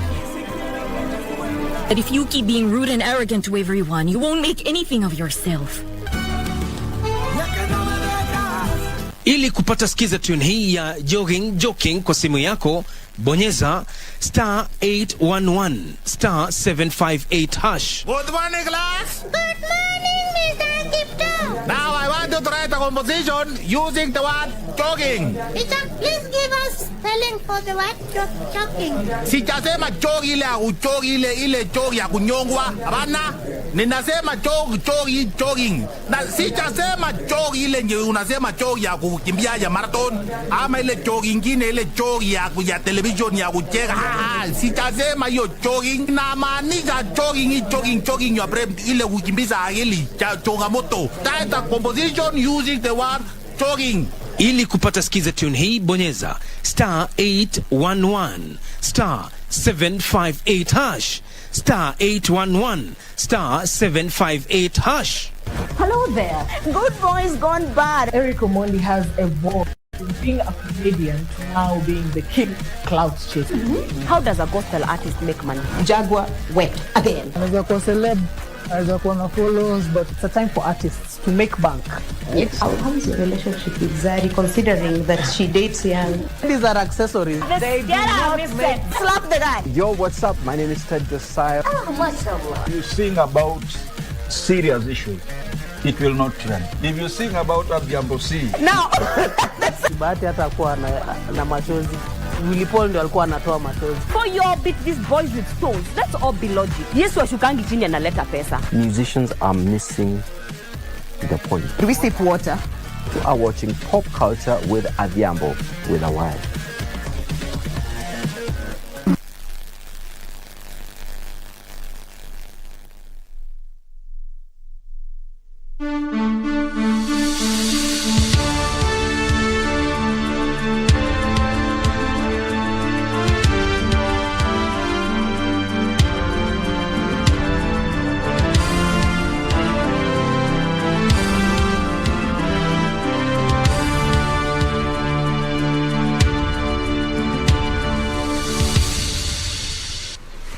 There you are. Welcome back to Kenya Decides. I had promised to introduce my guests. From my far left, we have Alenga Torostad, a political analyst. Thank you very much for finding time to come and join us. Thank you very much for... Next to him, we have Alex Mola, an advocate. Thank you very much. From the High Court. Thank you for finding time to come and be with us. Next to me here, we have Dr. Frederick Ogola, political analyst. Asante. Thank you. Asante Kukuja. And I don't know whether we can have Silas Akiro, who's also an advocate. He's on the other studio. Silas Akiro, can we get him on short? If we can, the better. But also, I do have, there you are, that's Silas Akiro. You'll also be weighing in and helping us to just get deep. Remember, tomorrow, the entire process of the Supreme petition begins. Also in studio with me is the ever-smiling Doreen Arange. I think that's a nice place to start. Starting a show with a smile and some numbers, I think is very good. So Doreen. I mean, indeed, it's a good place to actually start the show with some numbers. Just before we came on board, Tom, we had the MP-elect for Kwanjenga just giving his speech there, and you asked a very good question. I mean, when people are vying for these elective positions, are they advised, or is it within their own discretion, come up with a consensus speech as well as an acceptance speech, so that whichever way it goes, you're good to go? By the way, Doreen, before you go into the numbers, let me just have my director bring in Dr. Fred Ogola, because he said something. You know, Francis Kimondo Kirago has won the MCA seat in is the MCA elect, and he thanked everybody, including his wife. Yes. And I asked you offline. How does he know Madame voted for him? Actually, given the nature, you know, of the secret ballots that we've adapted in our democracy. You know, Tom, we are living in the era of hope. And even in family, you have to hope the children are yours. You have to hope that the wife is yours. You have to hope that wife voted for you. But you have to hope that they supported you. But you know, hope is not a strategy. Yes, and that's why Buhari, who is the president of Nigeria, on the day he was voting, he went to confirm whether his wife voted for him. But it was a big issue in the polling station that he had to really storm and say, please vote for me. Because actually there were so many doubts there. And of course, you know, as a Muslim, there was this thing of polygamy. So he wanted to know which wife voted for him. So it is an interesting thing. But also I told you the issue of congratulating your wife. When you talk about my wife supporting you with me, some of these people making these speeches about family and the rest, in a few minutes or a few days, you start realizing now, when you have power, you have money, sometimes now the woman who was supporting you, who made you get that seat, now they become less important, because I'm being told men with the power and money become magnets, and they have some center of gravity that now they gravitate towards where those people who actually didn't help them to get where they were. Now this woman who was working with this path now become a little irrelevant, and I think these are some of the challenges they're having. Look at the first gubernatorial election after some people became governors. They look at their wife and found that she does not deserve to become a first lady. So some people are now getting first ladies to help them become governors, because these ones were good enough to make them become governor. But now to continue being governor, you need another person next to you. These are all family challenges that all these elected bodies are going to face. Mola, you know, when he was talking, I went back to when Mudavadi ran as president. And the data that we saw, you know, he's second in command. That's not visible. So how sure are you? It is actually that issue was litigated, and I think perhaps it's not true that his second in command didn't vote for him, because in fact he actually won. He was vindicated by the courts. He was vindicated. In fact, he won a defamatory case against different people. Okay. Before I take it to Doreen, because you were talking about a tweet you saw, it's not, we don't know whether it's verified, but that speaks to what we see on the social media. Sometimes you get things that are not factual. That's right. So you are reluctant to talk about that tweet that you saw, because it could be a pseudo account. You never know. In this era, anything can be said. We could actually be here, and you see someone saying, this is what Tom Boyer did, number 5 will shock you. That's true. Because you're we saw something. Remember, I don't know who posted something that, was it Oparanya? Yes. You know, yes, in the morning, urging people to vote for candidates and so on and so forth. And it turns out that that was not. Yeah, and then before that could gain even enough ground. There was another one from the deputy president. Is it the deputy president or the president-elect? Yeah. That he was urging voters to vote for Fernandes Baraza. So in this era of social media and manipulations and cyberbullying and all that, so everything is possible. So we just have to be very, very keen about what we say and what we share, and most fundamentally to discuss is these high-profile individuals must be very careful about the people they entrust their social media accounts to. You know, maybe it can just be an errand officer who was not paid for the day, and he decides, well, to go schizophrenic. Yeah, they say kufa dereva kufa makanga. Okay. All right. Anyway, that's some good background, because now we want to usher in Doreen to give us some credible numbers. I mean, in this political season, hygiene is necessary, and just as you've rightly put it, Tom, that will equally form the basis of the conversation that will actually be happening here in studio. But before we get to all that, let's just quickly look at how the numbers are looking like currently from, you know, the MCA elect that already has been announced there by the IEBC official. We now want to come to the two main counties, which were equally part of the 8 areas whereby elections had been postponed. And just to set some ground for you before we get to actually these numbers, these elections are to be held on the 9th of August, as was the gazetted day for holding the general elections. But due to some mishaps here and there, some confusion in terms of the pictures, the names of the candidates, that particular election was postponed from 9th to 23rd. And in fact, in between, there was a bit of back and forth between the commissioners because, well, the 4 dissenting had mentioned that the chairman, together with the 2, had not really included them or even asked for their opinion in whether or not to postpone these elections. But then from 23rd, that was again postponed to 29th. And going by what the IEBC chair had cited, with harassment of the various officials here and there, a bit of insecurity in some areas, that equally led to that postponement of that election from 23rd up until today. So these were 8 areas where elections were taking place. That is Kakamega County, Mombasa, Pokot South, Kakamega constituency, looking at areas of Rongai, and also the 2 wards, that is Kwanjenga, as well as there's a ward in Nyeki ward that is in Imenti North. So going by what we have currently, we just want to quickly look at how the results are looking like in some of the constituencies in Mombasa County.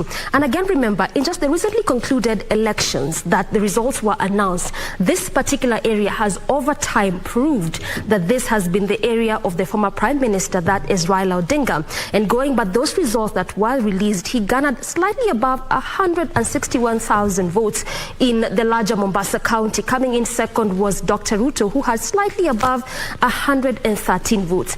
And that was the same case scenario in 2013 as well as 2017, clearly just showing that this has been an area where Raila Odinga has largely enjoyed support. But then again, this particular county attracted a total of 7 candidates. But going by what pundits have said over time, it sort of looked like a 2-horse race between ODM and UDA. So much as the numbers are coming in and trickling in from the various constituencies, we want to actually try and see, will it be a vote in affirmation that indeed this is a stronghold of Raila Odinga, or will it be a vote in terms of aligning to the winning team? Yes, we are fully much aware that the case is still at the Supreme Court, and going by 2013 and 2017, it could go either way. It could either be an upholding such that the president-elect becomes sworn in, or it could be a nullification, just going by what we saw in 2017. So clearly, going by what history has said for us, it could go either way. But knowing Kenyans as is, and just as is human tradition, I mean,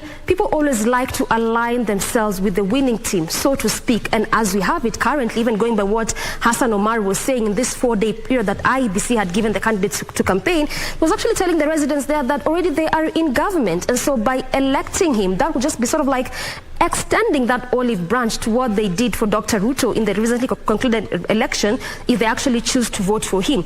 But this is what we currently have in terms of the 6 constituencies in this Mombasa County. And again, remember, Mombasa County has slightly above 600,000 voters. Those are the confirmed voters in this particular election. And again, also, this is one of the counties that was ideally amongst the counties that were termed as battlegrounds. In fact, in this election, you had like about 10 to 11 counties which were looked at as battlegrounds, simply meaning that these were areas whereby we had one candidate enjoying support, but also because of inroads, entries, back and forth of various other candidates, and so to speak, the 2 main contenders, we have seen the votes sort of tilt a certain way. And again, just going by how campaigns look like, you clearly saw there was a time, in fact, Raila Odinga was in the coast for a whole week. Then a day later, Dr. Ruto came in and stayed there for around 3 or 4 days. So it was more or less like trying to undo, redo, doing what your opponent had done. And this is again why we're going to see how the voter turnout is going to, not even voter turnout, how the voting pattern, so to speak, is going to be looking like in this county of Mombasa. But so far, this is what you have in terms of the constituencies. 3 out of 6 we already have results of 3 constituencies, that is Jomvu, Changamwe and Mvita. So I want to quickly look at how this area is looking like in terms of who really has so far garnered majority of the votes. And perhaps you can begin with Mvita constituency, which is actually the constituencies that Nasir was the member of parliament in the 12th parliament. So let's just quickly look at how that particular constituency is looking like. And going by the fact that indeed he was a member of parliament there, going by what we currently have, he is actually leading in terms of votes so far, a total of 1,397 votes that have gone to Abdulswamad Nasir, followed closely by Hassan Omar, who has 1,022. We have Awiti, who has 6 votes, Makazi Shafi Mwaganda, who has 5 votes, and this is specifically in Mvita constituency. And we have Omari Said, who has 5 votes, and Daniel Munga for Kingi of the Power Party, who has 2 votes, again specifically in the Mvita constituency. Also key to note is that when it comes to Abdulswamad Nasir, who actually is flying the ODM ticket in the larger Azimio faction in this particular county, it was actually a back and forth. Remember that also in the same position we had Shabal, still from the same county, and the 2 of them were trying to see who will carry the day in terms of who will actually carry the party ticket. And we saw Shabal just stepping down in favor of Nasir in this particular contest. Going to another constituency still in Mombasa County, we have Changamwe constituency, still Nasir leading there with a total of 1,942 votes, followed closely by Hassan Omar with 1,800 votes. And again, this was largely also important why it was important for me to just set the ground for you, because when you look at all the 7 candidates that qualified for this particular seat, we're really seeing quite a tight race between the ODM candidate and the UDA candidate. And again, remember, so far as we speak,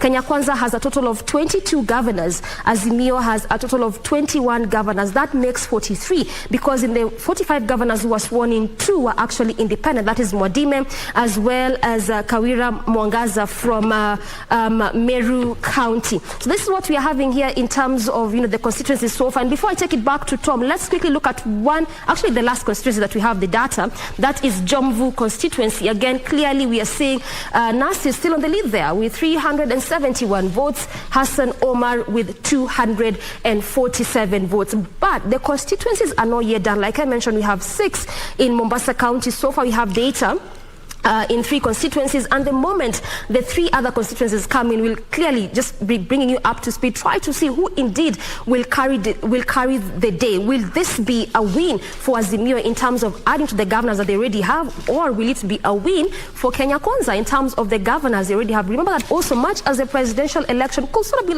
almost concluded, much as we still have the petition ongoing, the battle has shifted to the governors and members of National Assembly.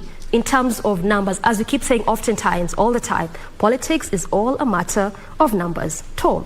Yeah, it's also about, low voter turnout, like has been experienced in Kakamega, in Mombasa. And I want to start us off by, there's always this question, and I want to start with Dr. Fred Ogola, of the stomach infrastructure politics. Yes. Politicians on campaign trails giving out freebies. I'm just wondering, going forward, how sustainable is that strategy where you give freebies and you have voters making, voting decisions on the basis of freebies, and then in the process, what you really want, which is good leadership, is lost, in that mix. You see, let's have some precedents. Before, a politician could only hire a car and make noise in the whole village and then get votes. But people were listening to him. For example, you could say, I'm going to support so-and-so, I'm going to fight for your rights. But constituents started realizing that after they have taken the position, you never see them. So in Luo, they say, "Chuth bear," which means, let's finish with you once and for all. So give us our thing, and you can do your thing. Because they know very well you won't actually do anything for them. And I think this is what has happened. Remember, I was running for Member of Parliament of Ugenya. I was running for ODM ticket. Actually, I can say I won the ticket, but of course the party has their owners, so eventually I didn't get the ticket. But it's sorry for another day. So I know exactly how it works. That the people tell you, my brother, I know very well even the number you're using for phone calls is not your number. So let's just finish with you. Give me my thing, and you can do your thing. And that's what is happening. And the problem now with that is that if you look at now the financial law trying to govern how people are spending money, was supposed to mitigate that. Remember, they even told a governor for Turkana to spend a maximum of 330 million Kenya shillings to win a governor. Now you realize, for example, in Uganda, somebody spent 200 million to become an MP. If you calculate in 6 years, if you're earning your money just fairly, it should be 60 million that you can earn as a member of parliament. Now CDF is in question whether they'll have it or not. And some of them are knowing that they're going to invest a lot of money, then they're going to recoup their money from CDF. So you see, this is not sustainable. But I could tell you, insofar as the population remains this poor, and also this information asymmetry, where people do not know actually the actual role of members of parliament. You see, member of parliament telling you, I'll build a hospital. From where? Where are the provisions? And people just believe them. I'm going to feed you. Somebody can even tell people that I'm going to help all the young men who have no wives to marry. Somebody can promise anything which is not their members. But remember, the legislation, the real role of a member of parliament is to represent the people's interest in parliament and do legislation, not all those promises. And of course, these guys know every politician who comes with manifesto member of parliament with all those 10-point agenda, 5-point agenda, everyone is lying. They listen to you, they tell you, give us our thing, because you're lying to them. Roads have been promised in my area since I was born. No one are constructed. These guys know. So it is unsustainable, but also these people is not what they wish. They have been cheated enough so that they just tell you, give me my 200, give me my 1,000, you go to parliament, we'll talk again when you come back. When you come back. Yes. Let me ask you, Alex, because he talks of, heavy investments. He was talking about 330 million that, some of those candidates have to deploy. So there's always the question of ROI, return of investment. But do you think, because based on what he has said, there's a culture that's, developing and, is solidifying. The culture of paying me and then go for 5 years. I don't need you. I'll come back again after 5 years. Do you see a nexus between that culture and the low voter turnout? It's possible that there is some correlation to it, but not entirely, because what has happened right now, for most people, I think the reason why we have had low turnout, because people are more concerned about things that matter. For instance, people are concerned about, will I have enough food on my table to feed my family? Will I be able to pay my bills? And so some people, for instance, someone who is registered in Budalangi or Ugenya is not going to travel to go and vote. When that traveling, he's going to spend money and he's not sure how he's going to come back. 1, 2, I think people are just tired, fed up, because as Daktari has said, politicians have been making promises that they can't fulfill. Like he says, they have been promising to make roads in his constituency since he was born. I don't know how old Dr. is. but I'm also not sure whether that's the role of members of parliament to build roads. Yeah, but because some of those roads are supposed to be made by the national government, and the person who is supposed to push that agenda is actually the area MP. So if there is no road, for instance, then it is a failure of the area MP. And the reason is very simple, because I think in this country, being a politician has been made not as a symbol of service, but a place for enriching yourself, and through dubious means, obviously.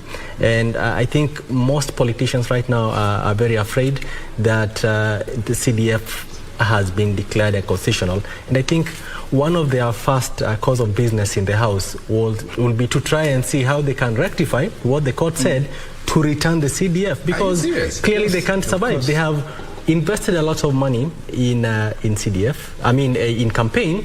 They have to recoup it. How are they going to recoup it when their source of recouping has been taken away? So those are some of the things to me, honestly, I think they are going to do. And lastly, on that issue, the reason why people have been bribed is because what the Kenyan politics, and I think it's generally Africa, has done is that it keeps the majority poor. It's easy to bribe a poor person, and so influence his thinking, his decisions. You will not be able. That's why you don't see rallies in Karen. You don't see rallies in Lavington. You only see big rallies in Eastlands and Kibra and Madare, because these are people who are struggling. You can give him 200 shillings, or even 50 shillings, and they cause a commotion. You won't see that for people in places like Muthaiga, because those people are going to make rational decisions. They are empowered. So the reason why and politicians take advantage, and that's why they don't do substantive development in the villages, in rural areas, is because they don't, literally, I think it's in their interest for people not to grow. Because if they grow and they're empowered economically, then it will be very difficult for them to bribe them. That's just my thinking. All right, let me, and then you say that, you bring in the angle of things that matter to these people should be the things that, should be close to their hearts, and voting is one of those areas where then they should realize that they can transform their lives by putting the right people in positions of leadership. But let me just bring in Alenga, Torostad. I got it. I know he was waiting for me to. I got it right, didn't I? Yeah, you did. Yeah, he brings out, and that's a concept that I'm familiar with, the concept of smart minority and ignorant majority. And that then the people who control the ignorant majority is always one. So how do we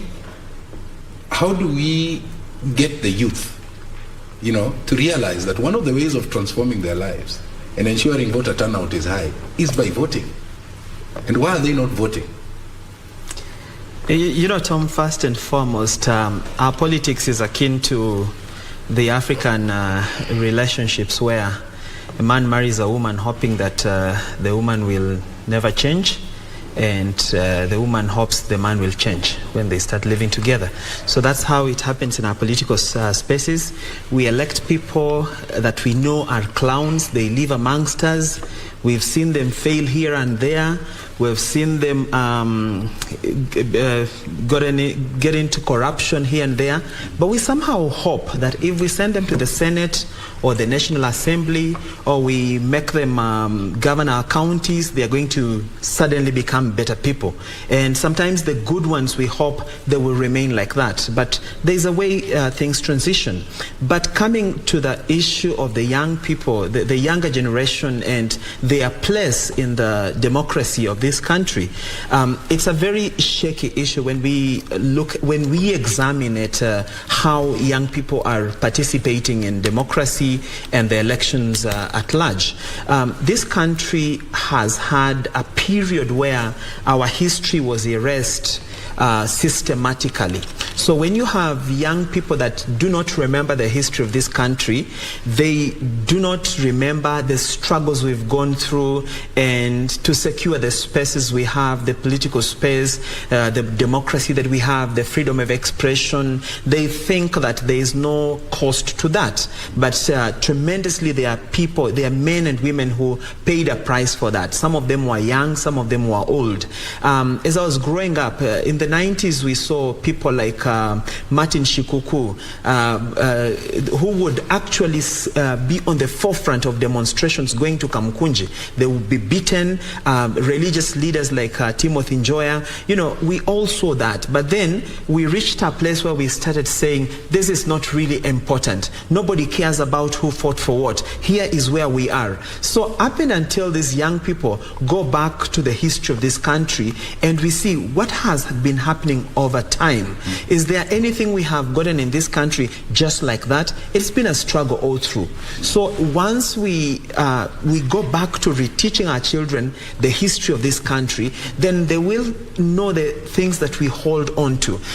Look at America. America keeps all her struggles. They have a reservoir of all the struggles they have gone through, and whatever dividends they accrued from those struggles, they hold them so dear. And those dividends form the basis of their interactions. Those dividends form the basis of their decision making, even when they go to the polls. You remember when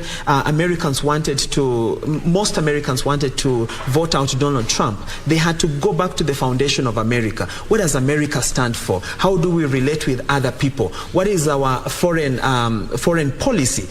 So those are the things that we have to start inculcating in our young people to help them understand that every generation ultimately must fight its war.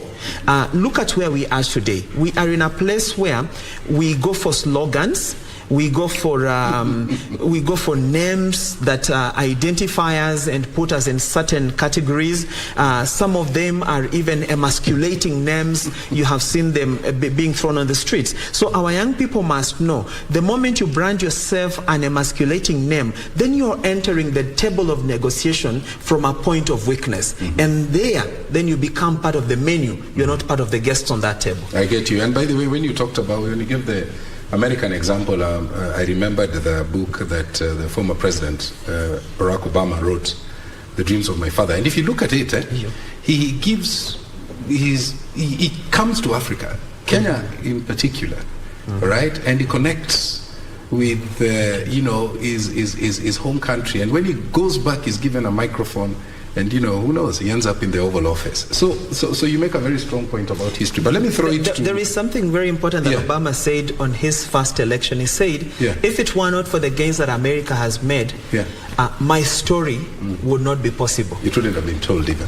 All right, let's bring in Silas Akiro, who is being hosted by Doreen on the other side. Doreen, if Silas can just respond to that question of, is there a link between the stomach infrastructure, politics, vis-a-vis the low turnouts that we are seeing? That a lot of the voters finish with the leaders during the campaigns, and then they don't appear to vote. So I think Silas can respond to that question even as you continue exploring the low voter turnout that we've actually experienced, not only on the August of 9th, but equally in the mini polls that have been conducted in the various 8 parts of the country. Okay, thank you so much. Regarding this question, it is a bit complex to understand basing on the voting patterns of the country. Remember, majority are youths, and the current economic situation in our country really does not allow or does not give the majority voters that opportunity to do repeat polls. Once they do the first poll, they get the results, and sometimes you see how we react to the results that are being announced also contributes to how they are going to vote in an immediate by-election, so to say, or an immediate election called by the custodians of the polls. So when you talk about the infrastructure, majority of the voters in Kenya, when you look at how their previous MPs or previous leaders have managed the infrastructure at home, they issue, or rather they give less regard to the rural leadership. So to say, they give less regard to the rural leadership. So some of them say, he'll not help me. Rather, I'm not going to get helped through this. So whoever takes it, let him take it. They just take their time resting in the house as opposed to fulfilling their civic rights of voting. So infrastructure can be one of them. Another would be the economic crisis. They want to go out there and get food on the table. And another, also the situation in the country. You see, there have been that allegation of voter bribery, rigging and everything. So they're like, if we vote and it turns out like this, what is the need of voting? Well said. I mean, still keeping up with the voter apathy, so to speak, because as we've mentioned, it actually has been a trend. In fact, even as you listen to a good number of analysts, some of them would even say that in 2027, we might even see a reduced number of what you have seen. But coming back to our context currently, Silas, there has also been that issue of the dissenting commissioners. We are seeing 4 in one side, 3 in one side, something we've really not seen in our electoral process. So could that also be a contributing factor that has resulted in this? Because when you look at perhaps these two counties, going by what even our reporters have covered, Kakamega, you're talking about 30 to 35%, same to Mombasa, really quite low. Could also that have been a factor? The rift, the division in the commission? Yes, you see, if the playground has been drawn, the red line has been drawn, and the referee is not somebody that the electorate can maybe put their faith in, or the referee has not put himself in such a way that the players can have faith in him, that can also reduce the faith of the voters. You talk about dissenters and the majority. This is something that I hear majority in our country making a mistake of. Actually, dissenting the three IEBC officers who actually led to the declaration. When you look at the dictionary meaning of dissenting and majority, the 4 are actually the majority because they are more than the 3. So they are not the dissenters. Actually, they are the majority, if you go by the exact meaning of majority and dissenting. But away from that, you see, if IEBC has portrayed or given an image that they cannot hold their own house, then the country cannot have that confidence in the IEBC as presently constituted. And that will actually lead to the voter apathy. Majority will be like, if the IEBC cannot square the things, the grievances they have amongst themselves, then even my vote is not going to count. So why should I wake up to go in and vote? So you see, you realize that that confidence is withdrawn, hence the laxity to go and vote. Yeah, well said.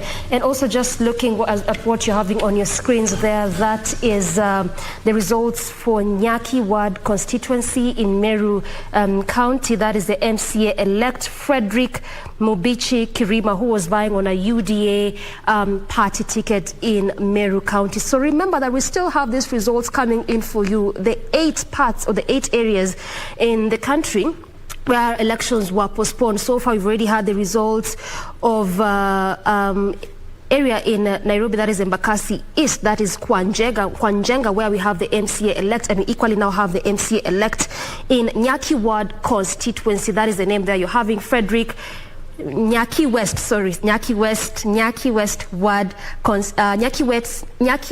Ward, that is in Meru County. You're having there Frederick Mubichi Kirima of the UDA party. All right, now still sticking up with that issue of voter apathy, just before we go back to Tom, and you've talked about the issue of confidence.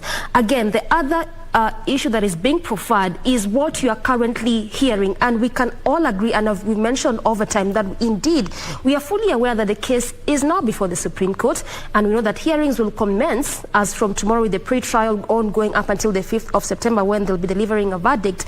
But again, there has been that issue of moderation, and we are hearing, when one side comes up with an allegation, the other side comes to counter that. And so also there has been that aspect of Kenyans saying, if at all we are going to actually go and exercise our votes, and we are hearing there's a side that talks about always moderating results, then what is the point of me actually going out to vote if at the end of the day results will be moderated? Can that, or could have that also been the larger reason of why we are seeing what we are seeing in terms of voter turnout?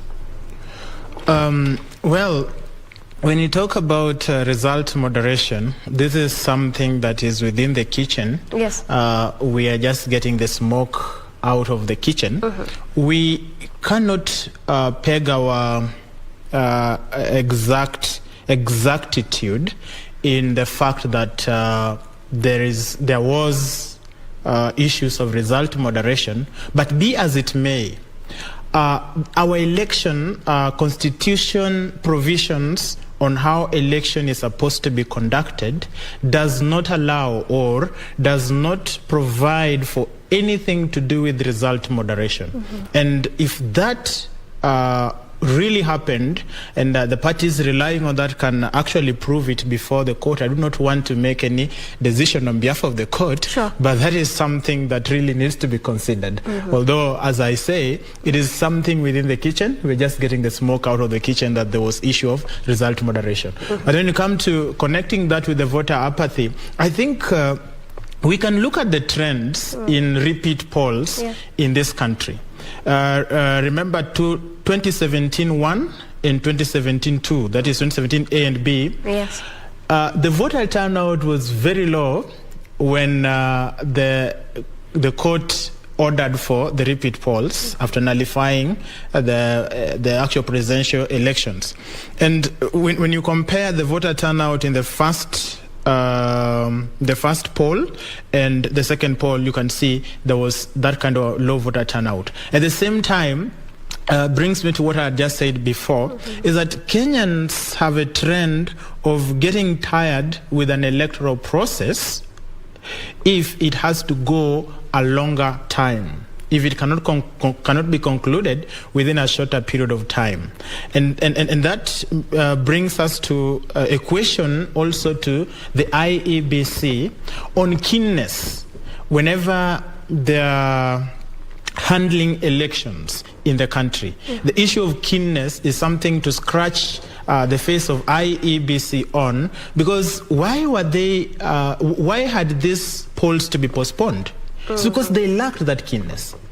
And that brings also the issue of the confidence. They did not have the confidence in themselves first, and that led to this kind of mistakes they were making, taking the country into another phase of elections. And that is actually what beats the hearts of the electorate. They're like, no, I can't vote twice. I'd rather stay home and take care of my children. After all, these leaders, once we elect them, they're in Nairobi. They employ their children, they employ their relatives, and they don't really bring something tangible back home.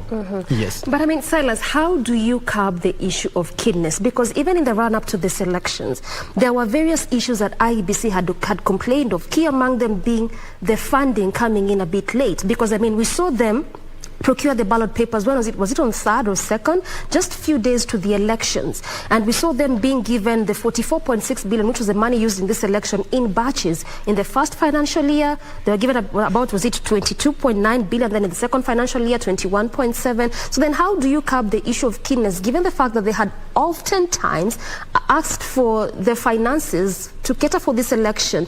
But I mean, the parliamentary executive was sort of like taking its sweet time to deliver this. So then how do you go about this? Curbing keenness or lack thereof it begins from the root. The root cause of this lack of keenness from the IEBC. What was it? We need actually periodic reports from the IEBC, if that can be given to us, that on our journey towards this election, from this period to this period, we are prepared this much. From this period to this period, we are prepared this much. And then the reports are scrutinized, giving Kenyans an opportunity to scrutinize these reports being given to us on IEBC's preparedness towards the oncoming election. So that when we reach the exact time when elections are actually being held, then number one, IEBC has inculcated confidence on Kenyans because they have been able to scrutinize IEBC from time to time. But also one thing with our country is that we just realize, or majority of us do not even take keenness into participation on regulations, rules, policies, or governance in the country. So we would not want to say that they will actually read these reports unless somebody comes up and reads for them, or the media comes up and say, there's this report by the IEBC, and it's the media itself again to do what? To chambua, or rather to speak about these reports, break it down to the Kenyans. But what I'm saying is this, that if IEBC can give periodic reports towards the oncoming election, concurrent with making reparations for the mistakes made in the previous elections. This can really give Kenyans a clear roadmap of how the next elections are going to be handled. And by the time now we arrive at the date of that election, there is confidence in the IEBC, number one.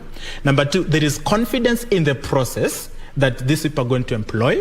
Number three, there is also assurance from the commission itself and to the country that the election materials have been inspected by the necessary authorities. The election materials are in proper shape.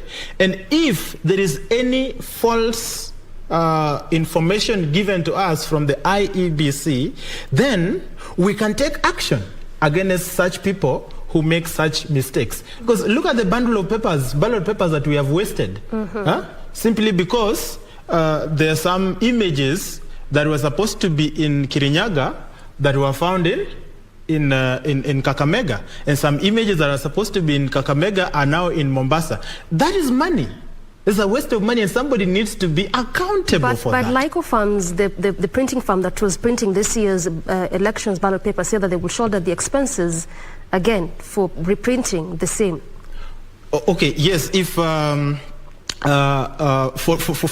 this particular case, if we realize that the issue is actually on the printing company or the printing firm, and this brings me to this argument by some friend of mine who was saying that it is good to allow the country to scrutinize the past experience or the history of the company or the entities that the IEBC is contracting for certain jobs, certain services they are procuring on behalf of the Kenyans. For instance, it is now coming out that this ICT company, the Smartmatic, actually was also brought to account by another country in the year 2013, 2017, around there. Yes, it was Uganda. Yes. So they have this history.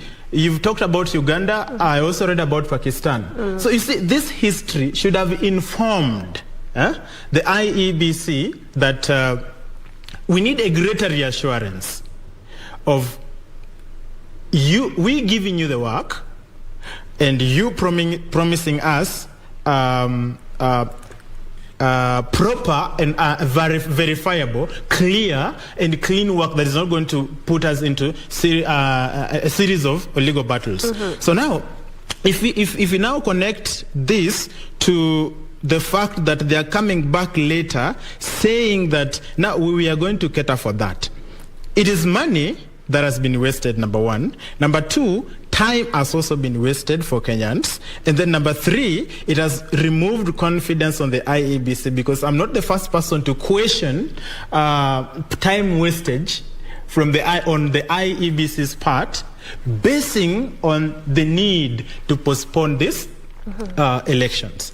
So you find that there are certain things that IEBC needs to do on their road towards the next election. Immediately they finish an election, and then the things they need to do, curing the mistakes that they have done in the previous election. All right. I mean, Tom, you can clearly hear, just going by the issue of voter apathy, and where we are knowing fully well that in the event that the presidential election is annulled, then we might just be going for another repeat poll. So what does this say about the voter turnout? But just speaking from what Silas is saying here, Tom, clearly there's a lot to be done in terms of reassurance and confidence from IEBC.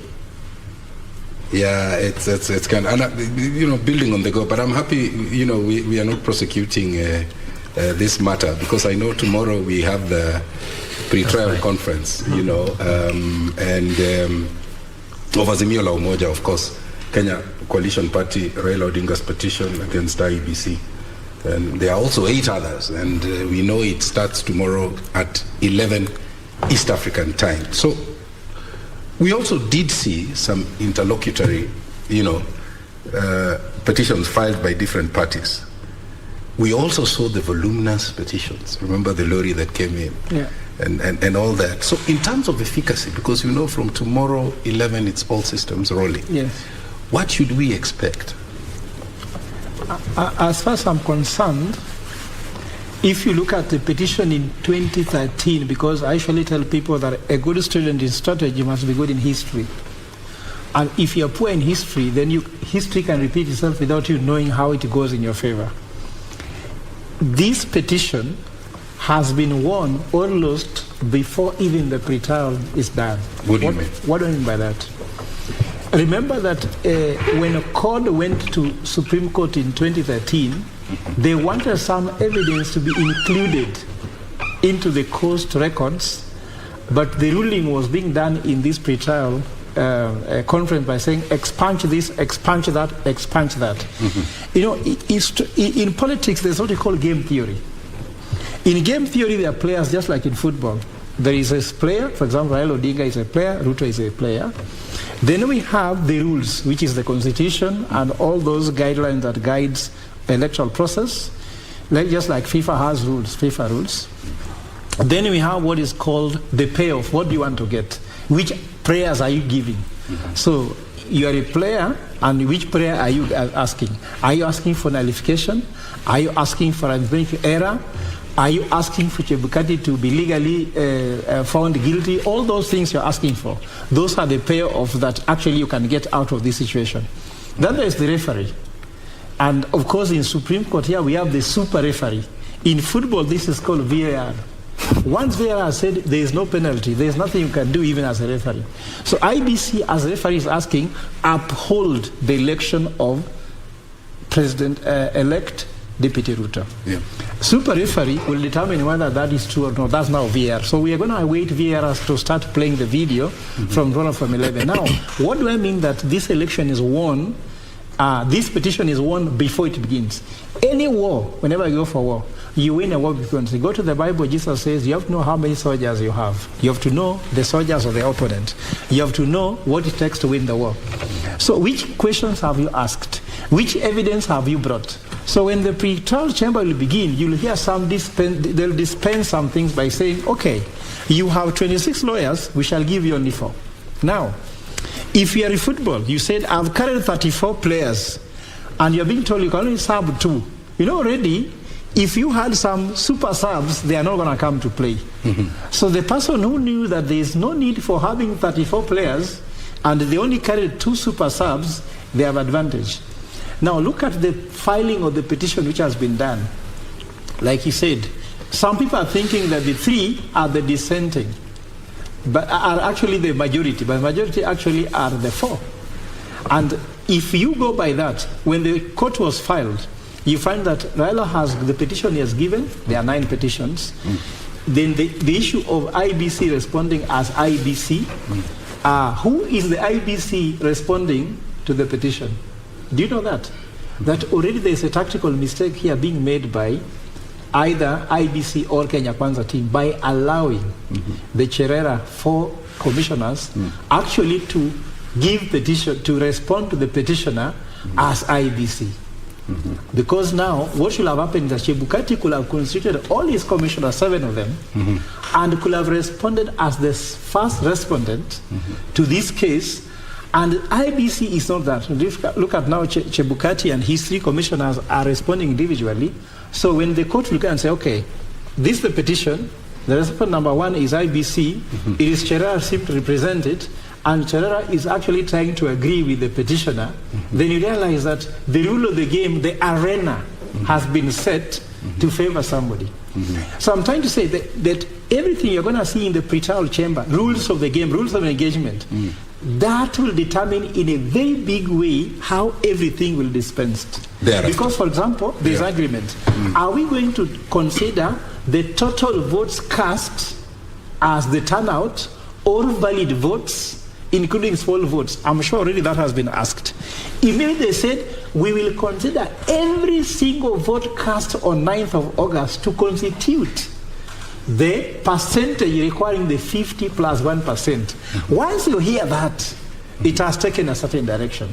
So depending on how everybody put their petition, depending on how everybody saw the ecosystem and aligned themselves to win this case, the case has been won before. Just like this election, when Matrix are the one which were contracted, then these Greeks were contracted to print ballot papers, and they were done by Chebukati. All this scheme was designed for a certain game to win or lose. Let me bring in Wakili, because there's this issue of the split IEBC commissioners, and many people are wondering how the Supreme Court is going to approach that. And you're aware, you're a lawyer, you're aware of the certificate of urgency that was filed by the president-elect's team, that they should not be enjoined individually. So my question to you, because as a lawyer, we also remember that LSK had its fair share of troubles, and at some point it was also split. But we recall that the judges discerned through those splits and were able to make a determination. What do you see? First of all, I have to say, I do not, and I cannot on this set say what the judges are likely to say, because it's actually illegal for me to. No, but how do you see it playing out? Because this is something that we saw LSK also, grapple with. That's right. There were major splits within it, but they ended up in court. That's right. And courts are institutions of record. So basically, because whoever files a case or a petition in this case normally decides the people he wants to be answerable. And when you see the petitions that have been filed in court, different people are included. Okay. And when you look, for instance, the petition filed by the Right Honorable Raila Odinga and Martha Karua, they made sure that all the all the commissioners are included. When you look at the previous petition that had been filed, it's only IEBC that used to be made a respondent. But this time round, they have made everyone to be a respondent. And in that case, then, everyone is entitled to respond individually, because for one reason or the other, you have been accused of something, or you have been made a respondent, so you have to answer. 1, 2, it is also very clear, and this country has seen, that there was already a split of the IEBC. And we saw it on the day of the announcement of the results, that the 4 were Terena, and the results were being announced at Bomas. And so there is a clear division, and it's also very clear that one faction is not supporting the results as declared, while the other clearly is saying that these results were properly declared. So what I see, one, is that, of course, both factions have filed their affidavits as IEBC. Okay, I could see that one was filed by the firm of Isa, and the other one was filed by I think the firm of Muigai and Company. Yeah. And all of them, to me, are in order. Because, one, you know, IEBC as it is, it has its own, perhaps if they are going to question who was supposed to file, because IEBC has its panel of advocates. And so if you have to file a response, then you have to use the advocates of the commission, because the expenses are supposed to be footed by the commission. Who in this case are? There are various, the IBC has a pool of advocates who are in the panel. Okay? I know, I can tell you some, but who did not file, who are not specifically about the ones who stepped forward and and parcel of. Then secondly, IBC also has the discretion to appoint among its panel of advocates who is supposed or who is going to file or respond or represent them in this case. So when you see what has happened in this particular case, the farm of Githu, it's actually part of the panel. And it was actually contracted by IEBC to respond. What I cannot discuss is whether that response is legit or not. Tomorrow when the matter comes up for pre-trial, one of the things that will be happening, in fact, is parties saying that we want this particular evidence to be expunged, and this to be expunged, that to be expunged. We have already seen that there are actually about 20 intellectual applications that were filed. Rulings are going to be given tomorrow. Okay, so those are things we cannot, we leave it to the court to decide. For instance, there are some who are saying that all these commissioners were wrongly included in this petition, so they should be expunged from the petition. And that decision is going to be made by the court before 11 a.m. tomorrow. Okay, once that has been made, then other things of whether because for instance, if the court says that these commissioners were wrongly included, they ought not to have been included in this petition, then clearly all the affidavits are going to go. It's just obvious. Okay? So we're likely to see, even because you see there are issues that are cross-cutting. If you look at those petitions with that's right. So I don't want to preempt what the court is likely to say, but the applications before the court, before the pre-trial process, then we'll know who is part of the petition and who is not. There are various people who have filed application, they want to be friends of the court, amicus curiae. Some of them are going to be included, some of them will not. And because once the matter comes up for pre-trial, what will be happening is that because everyone will know that I will be part of the petition.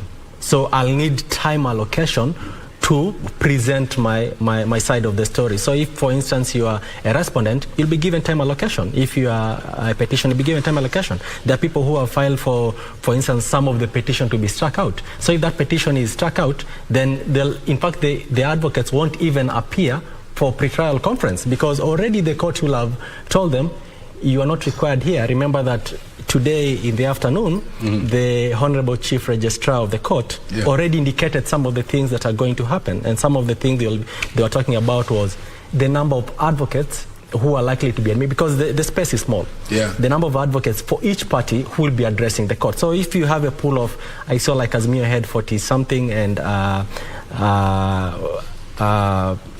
Kenya Kwanza had, the Deputy President alone had about 30-something. They'll tell you, of all these advocates, you only need 4 to be in the room and who will be prosecuting your case. Because you don't have enough space, 1. 2, we also don't have, everyone is given perhaps 2 hours or 2.5 hours. So all of you are not going to speak. So choose the best in your team, as Daktari has said, to prosecute your case. So I think just to add something there, take this as a plane that's supposed to take a flight. If by the time we are doing pre-trial is over, we will know who is in the flight. That's right. So for example, we will be told, your luggage is heavy, you throw this away. This one put in the cabin. This one travel next time. You cannot go today because you are too drunk to travel. So rules will be laid So by the time the plane is now taxiing and then taking off, if there's no toilet water, you are cooked. You're cooked. So if you didn't carry something to charge your phone, you will just fly. You just fly. So I'm saying that the case is won before it begins. Before it begins. And these are now the interlocutory discussion which will be done, which have already been going to be issued before 11. Before 11 And tomorrow. then the rules of engagement which will be put in place. And also there are bottlenecks, which it is natural that it is a certain constitutional timelines that cannot be passed on to be said, you guys want 6 lawyers. If everybody is doing 2 hours, you do. So for example, if you say, now let's have 4 lawyers, you'll be told, if 4 lawyers, you have 2 hours per lawyer. If you want 6 lawyers, then you have 1 hour hours per lawyer. So it's case management. It's case management. Perhaps if I can correct the Terry, what normally happens is that each party is given equal time during, and we are going to see what is going to happen tomorrow. That, for instance, because there are clearly 9 petitions. For instance, if all of them are being canvassed, if you give each party 2 hours, then you have 18 hours. Then there is time for rejoinder. For each petition, the petitioner has a right to put in a rejoinder. I mean, for each response that has been given, each petitioner has a right to put in a rejoinder. Perhaps they've been given 1 hour. So we are talking about three days, of continuous hearing. So what is going to might work against. Yeah, and the time is very limited. Okay, all right. I get your point. Let me bring in Alenga, because Dr. spoke about, war and strategy and so on and so forth. How easy or difficult do you see this split of IEBC? How easy or difficult is it for the Supreme Court? You see, Tom, one of the things that will be confronted in the courts of law from tomorrow is for the IEBC to tell us whether they produced a president-elect as a commission or as a number of people. So that is where the rubber meets the road. Do you think is that a headache for the Supreme Court? Do you think? It is actually for Supreme Court, because one of the petitions is actually asking I think the one from the Law Society of Kenya is asking the Supreme Court to pronounce itself on how many commissioners are supposed to be available for a decision by the IEBC Commission to be termed as a decision of the Commission. So it's talking about the quorum and all that. So ideally, once we go into this petition, then the IEBC must be able to inform court how they came up with this president-elect. So another thing we should... So it's going to be a headache. Yeah, another thing we should be looking at, and perhaps one thing that will make this petition easier than even the previous ones we had, is the fact that we have already crossed the Rubicon River when we had a nullification in 2017.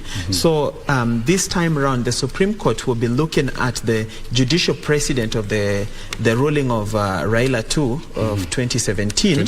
And just trying to see if there are similar issues that are being raised by the petitioners that resemble the issues that culminated into the nullification of the election of 2017. And as it were, if you look at the petitions that have come forth, I think they are about 9. So what the Supreme Court is going to do is trying to collapse these petitions into, say, 3 or even 2, because the issues raised are almost similar. In each petition draws to a certain issue. The issues that have stood out fundamentally are the issues of the voter register, the issues of the total count, and whether really there is a candidate that got 50+1, and then there is also the issue of the quorum of the IEBC and ownership of the results, and then there is also the issue of the procedure of election and the credibility of the forms 34A and B and C and D eventually that have been flying around the space. So all these issues could be condensed into maybe 2 petitions. But most fundamental to discuss is how easy it will be for the Supreme Court to make a decision. Do they find themselves in a tough space that it is almost impossible to decide what they should do? No. The Maraga Court has made the path easier for them, so it is a matter of applying the evidence to the affidavits, and actually in law, a case is won at the pleading stage. So if you read all those petitions, you'll be able to figure out which petition is presenting a case that that makes sense, you know. So for the court, it's they will listen. But actually, the other issue that was raised was the battery of lawyers that are coming into these courts. As you understand, the weight of these petitions, or the weight of the matter at hand, is massive, and we are walking into a space where we have started litigating into technical spaces, something that we are not used to, and most of our legal teams are not, even the benches actually are not really technical enough in terms of capacity to be able to listen to technical arguments and all that. And I want us to come back to that. I'm sorry to disrupt you, because it's an issue I really want you to discuss extensively, whether the technical competencies, you know, our judges have those technical, because some of those issues that are being raised, you know, border within the frame of technical. Let me just throw it to Silas Akiro, to also weigh in and perhaps give us what his thoughts are in reaction to what you've said, and also tell us what role the Law Society of Kenya plays in such supreme petitions.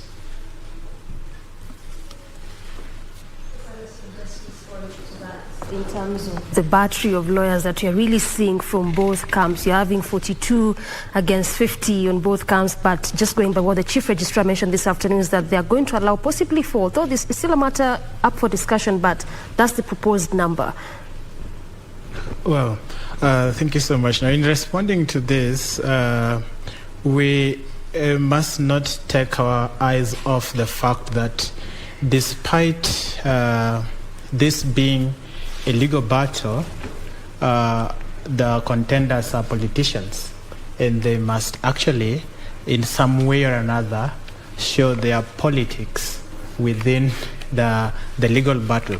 That's why you could see the amount of boxes within the lorry, and then we come back to the amount of the battery of lawyers that are being employed here. Now, back to the real question, the gist of the question. It really plays out properly or perfectly that our benches, or rather our bench, might not be that experts in terms of the IT, but as my colleague has said, the other side, that petitions or legal battles are won at the pleading stage. There are pleadings that come from the actual experts who are non-legal personnel. For instance, we have seen the affidavits of the IT, quote unquote, they call them IT gurus, because you know it's unquantifiable, the amount of guru in it. But then we have seen affidavits being filed by the IT gurus, and what the bench is actually in need of from these affidavits are the factual basis.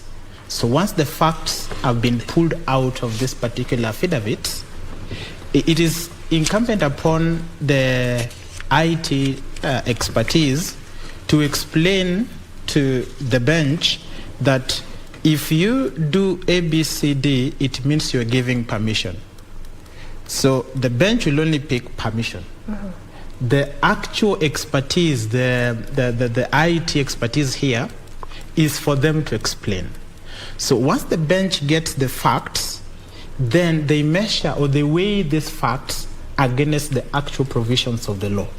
So the bench does not really need to have the IT or the technical expertise, but the bench is actually proper to have the legal expertise which they have and only wait to get the facts. Now, with this facts already found, then it will be very easy for the bench to find whether or not there were irregularities and illegalities in the manner in which the election processes were followed. If there are irregularities and illegalities, it's like it's been said by my colleagues on the other end, that the Maraga bench actually set the center stage, in as much as we are all aware as the legal practitioners that the Supreme Court is not bound by the precedents of the previous judgments, but they can borrow one or two from the previous judgments to uphold certain decisions in the current judgment. There was a question on the role of the Law Society of Kenya in the petitions. Now, there are two main amishes, we call them amishi Koreai when there are two. There are two main amicus in the language that the Kenyans can understand. The amicus that are always important that they be included in the petitions. Number one is the office of the AG, the Attorney General, being the official legal advisor of the government. And then number two, being the Law Society of Kenya. This is a body that is actually mandated with what we can call the legal watchdog. There are certain litigations that the Law Society of Kenya is mandated to carry on behalf of the populace, of Kenyans. So their role is to help the court in reasoning, pulling out certain jurisprudence as used in other courts elsewhere vis-a-vis similar fact situations presenting in our current court. For instance, on the issue of the constitution of the quorum, the IEBC quorum, in as much as, in my view, although I'm not making a verdict, but in my view, the law is, the term we usually use, the law is clear on the quorum of the IEBC. Looking at Article 250(1) of the Constitution, gives all the independent institutions, including the IEBC, a quorum of a minimum of 3, a maximum of 9. So with 3, and that was the decision that the court had already decided, had already pronounced itself, the same court, in the BBI case. Yes. The court had already made such constitution. And the facts at that point were, which actually many are making mistakes as I read some of our tweets online there, many are making the mistake of likening the present quorum to the quorum as it were during the BBI. The quorum as it were during the BBI, the IEBC were 3. And the question as at that point was, are they legally constituted to handle the elections, the general elections? And the court ruled that as they were constituted then, 3, they were sufficient to handle elections. Because for the business of the commission to proceed, a minimum of 3 commissioners must be there. But we went ahead to at least add an extra 4 to make it 7. When it comes to decisions of the commission, also here I say the law is very clear because Article 138(3)(c) really articulates that the role of the commission, and then 138(10), the role of the chair, of which the role of the chair is preceded by the role of the commission. There is something they must do as a commission first, then their consensus gives rise to the subsequent role of the chair. So the LSK is actually important in we call them public interest litigations, one of which the Supreme Court petitions are, they're very important in helping the court with jurisprudential clarity. Some of their researches on law will always help. When you'll hear how they'll be putting, if they'll be allowed, they'll be admitted as the amicus curiae of the court, you'll hear how they will be making their pleadings, how they will be giving out their pleadings to the court. You'll hear them actually fixing themselves on jurisprudence, as opposed to this party is right, this party is wrong. No, on a neutral ground, helping the court to arrive at a decision. Right, and you've just piqued my mind because I really wanted to, my next follow-up question would have been on the role of the Article 138, because right now there's a lot of conversation out here in respect to Article 138, 3C, and then you go down to Article 138.10, whereby we have in Article 138 where it has well stipulated the role of the IEBC as a commission, saying that as the commission, its role is to tally, verify, and announce. But we know fully well, all the 7 commissioners couldn't have been in the podium to announce at the end of the day. So that's why we go down to Article 138.10, whereby now the sole mandate lies with the chair. But just try to elucidate it further. I know you've mentioned it, but just explain it further. How do you reconcile these two? And just also to bring to an understanding, to Kenyans to understand that indeed this is the commission as is, and this is their mandate as per the constitution, and this is the chairman, and this is his mandate as per the constitution. Well, my extrapolation is basically mine, because this is a matter still before the court. Sure. Which we are not supposed to make judgment of, but for as we await the decision of the court, Article 138 is actually a procedural law. It is not substantive. It gives the procedure of how elections are supposed to be done.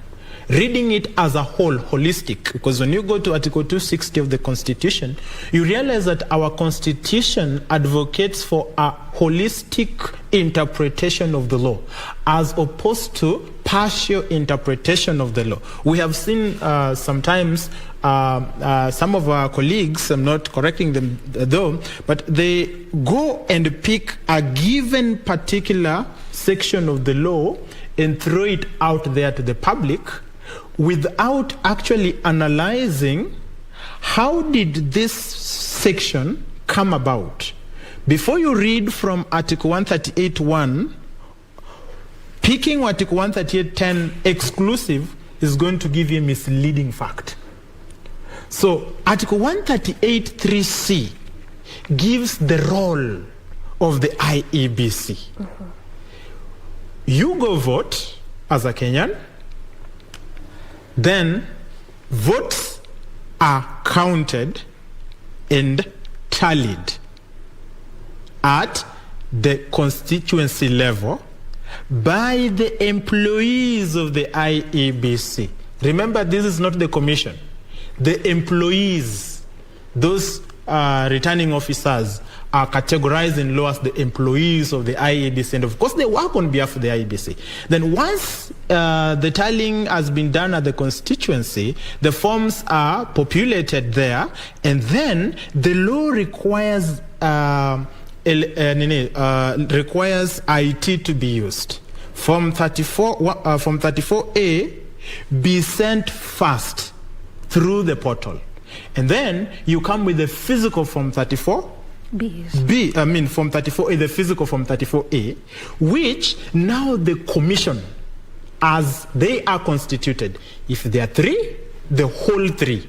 If there are 7, the whole 7. They go through each and every Form 34A that has been brought by the returning officers, compare with the ones that are on the portal. So this is what now 138.3c is all about, verification. And it has to be done by the commission, not by the chair. So, and that brings now us... that is per the Article 138. That is as per the 138.3c.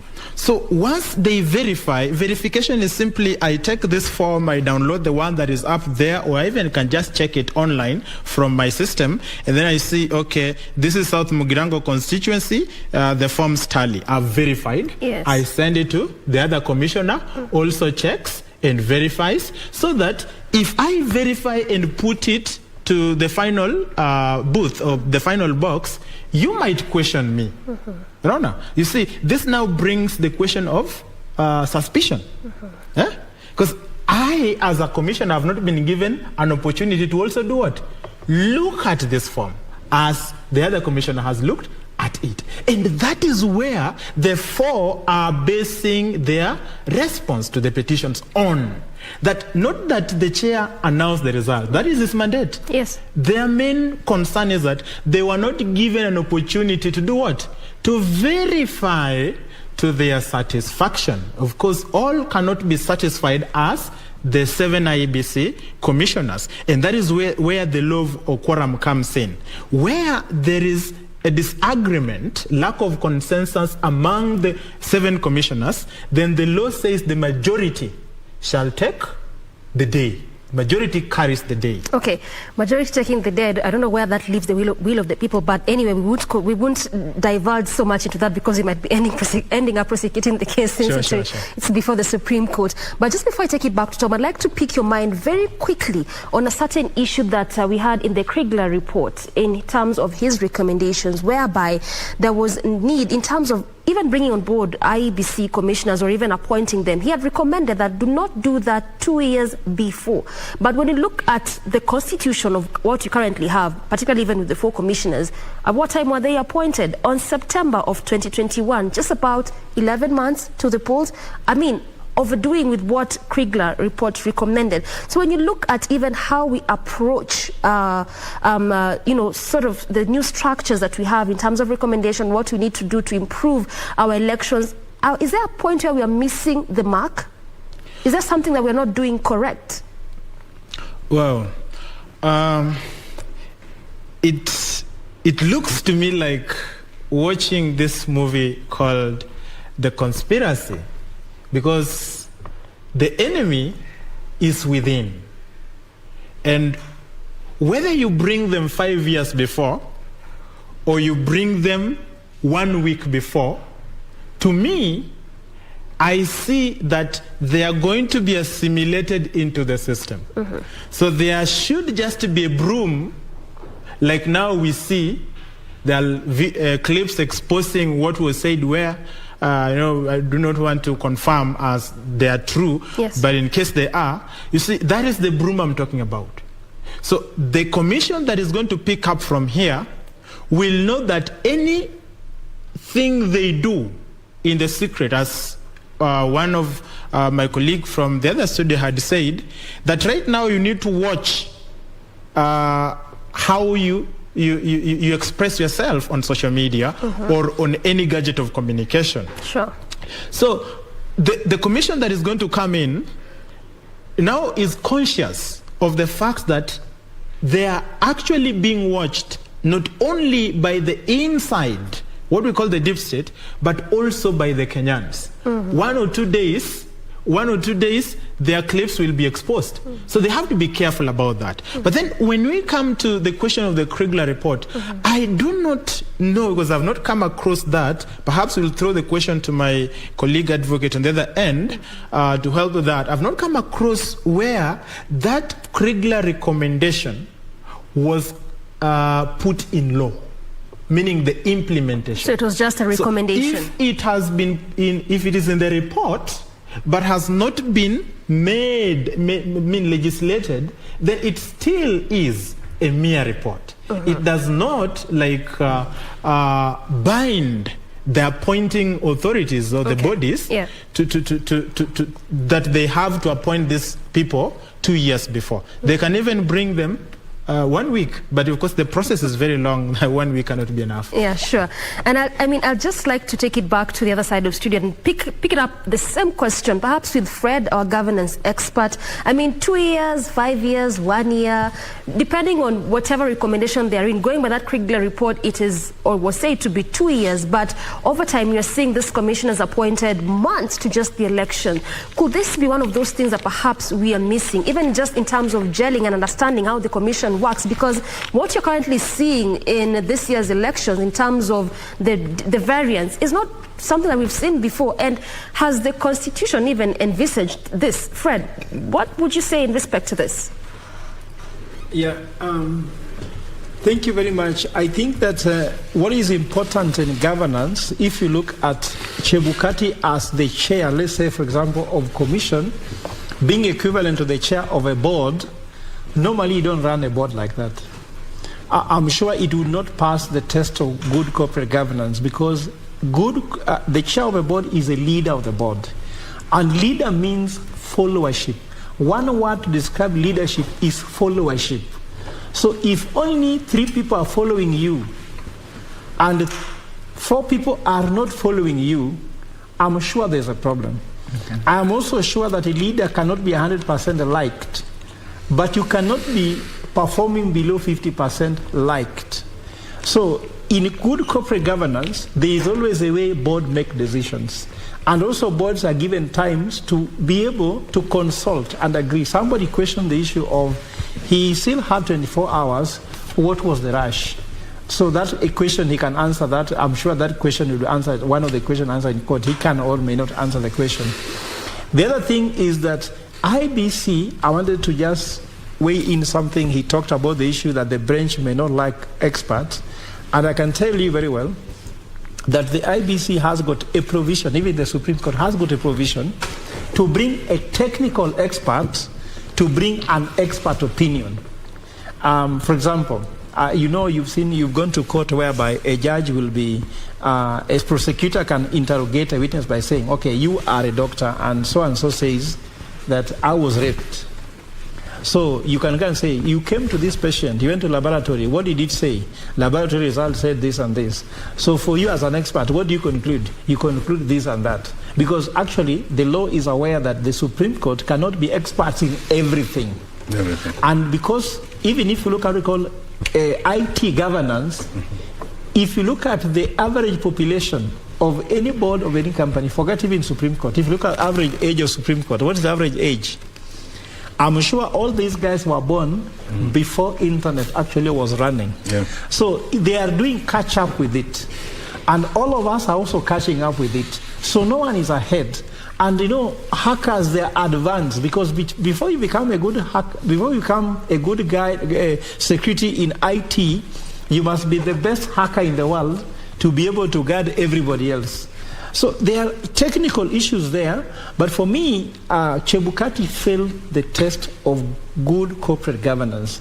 As a leader, you must have to know how to persuade your team. Even if you have your narrative, you must win. Me, I'm at home. I have a wife, I have a son, I have a daughter.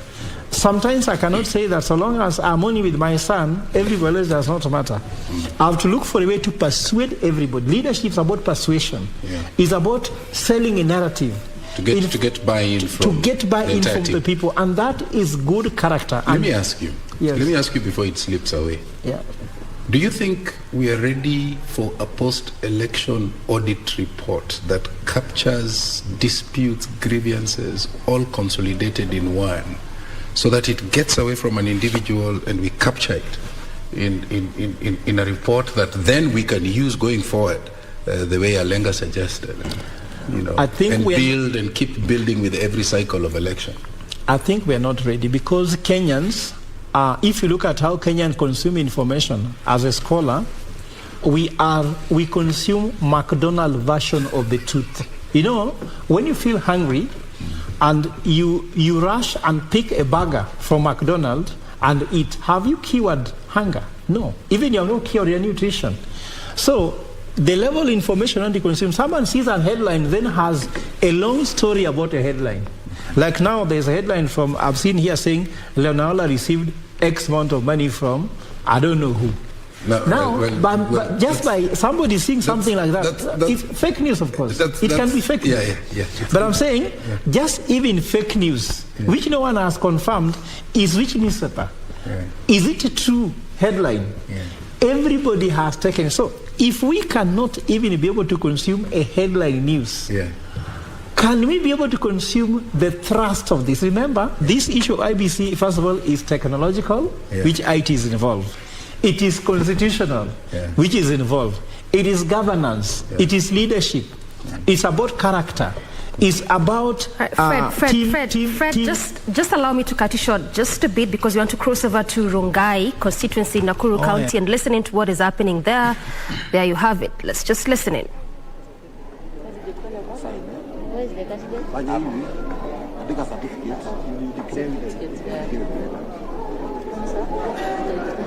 From the above, I used to declare so and so. From the above results, I want to declare Paul chebor.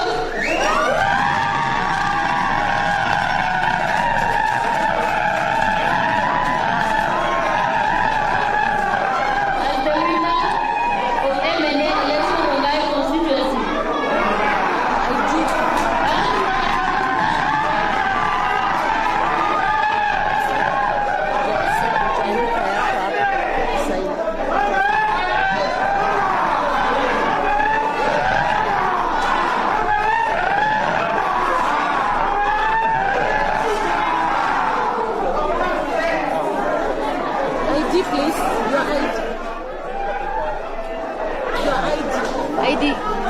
They will not bring the ID. You might not be.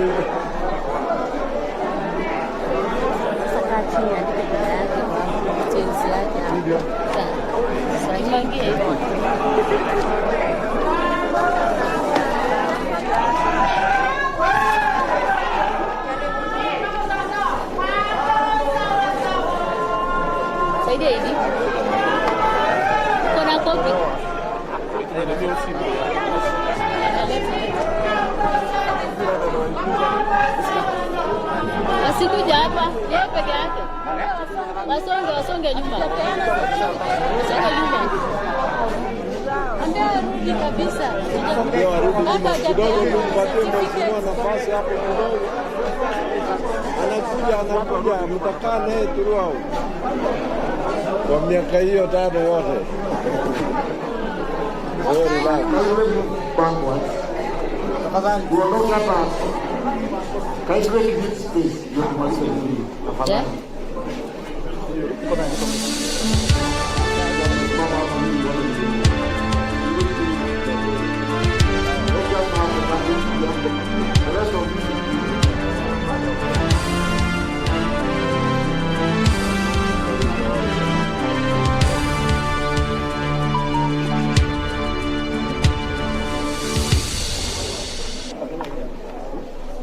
Panga hizo alafu mstep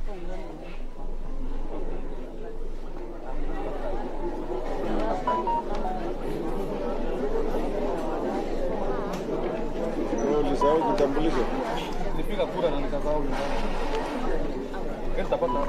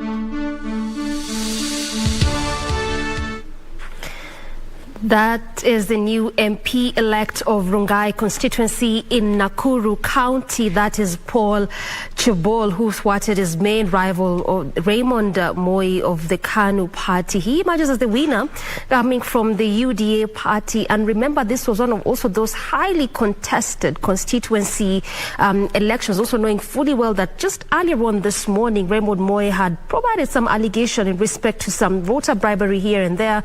And there was also a bit of skirmishes and a bit of, push and pull in respect to how the elections were being conducted, or how things were happening in Rongai constituency. But that's what you have right there. That is new MP-elect Paul Chebor of Rongai constituency. So far, we have the Kakamega ward MCA-elect together with Nyaki West MCA-elect. This is actually the third area where we are having the new leader there, MP-elect. We are still awaiting results of the 5 areas where we are still following up closely with our reporters there in the five various areas that constitute of the various constituency level, as well as the 2 gubernatorial races. But I just want to throw it back to Fred on the other side, who was responding to that question that had been posed by Tom there in respect to, are we ready for audit? Fred, continue with your point.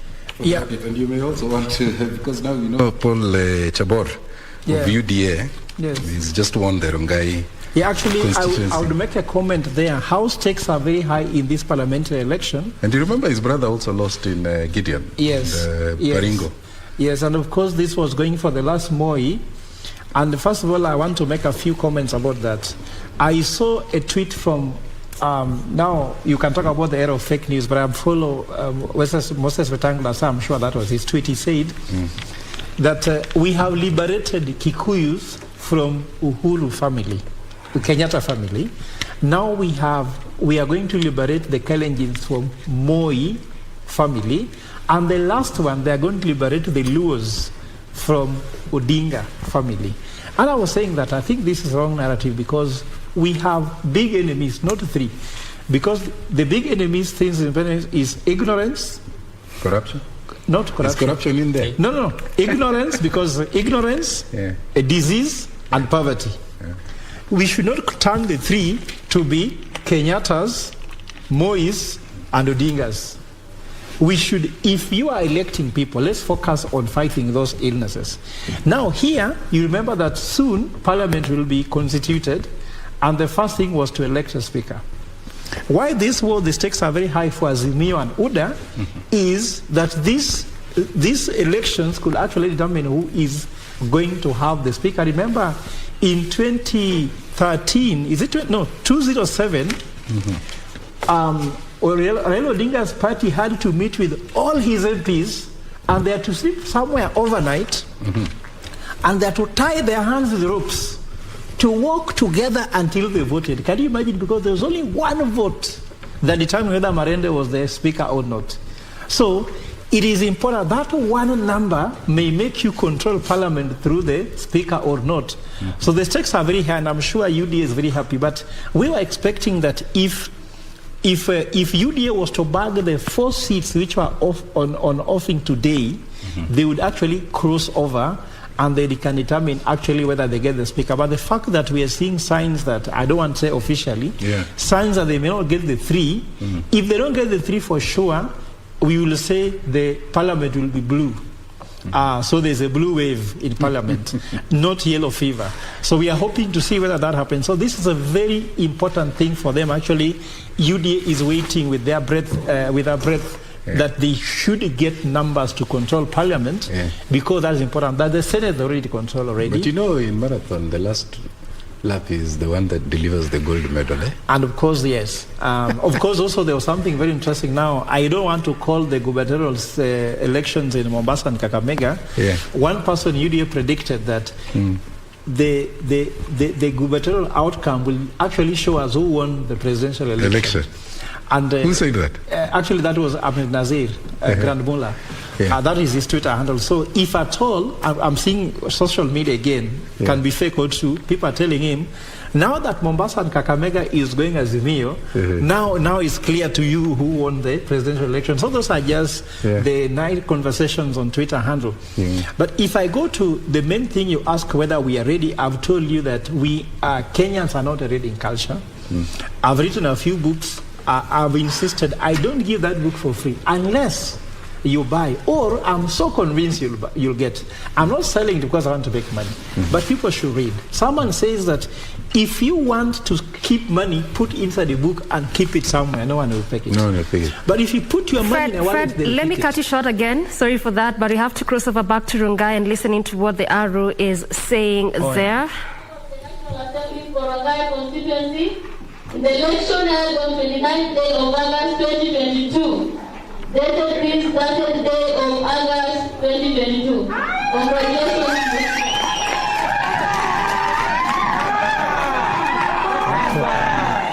That paper is very important.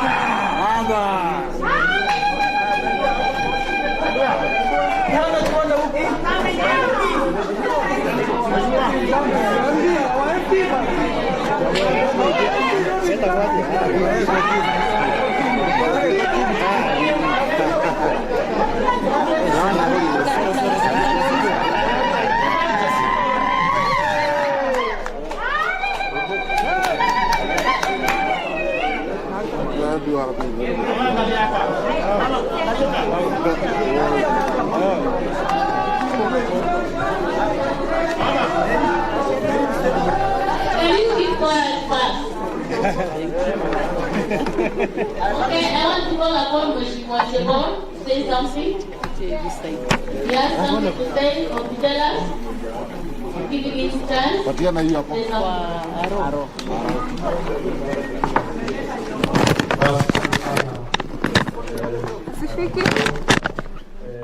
Mimi kama mheshimiwa Chebor nataka kushukuru watu ya Rongai. Hii uchaguzi tumetoka mbali. Tuavyo tangu nominations, tulirudia kura ya nomination mara mbili, tena hii imeahirishwa mara 3. Kwa hivyo nataka kusema ya kwamba tuko na ushindi siku ya leo kama UDA na kama watu ya Rongai.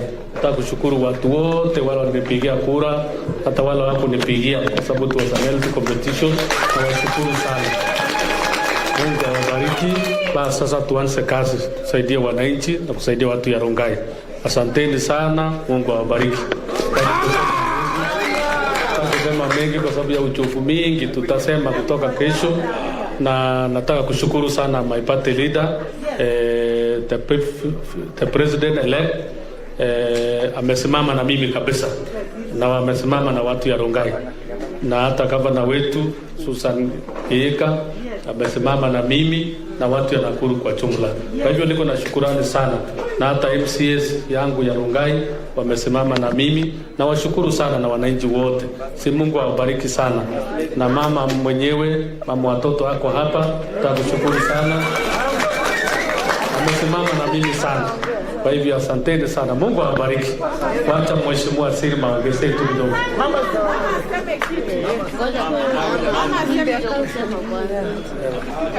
Acha na mama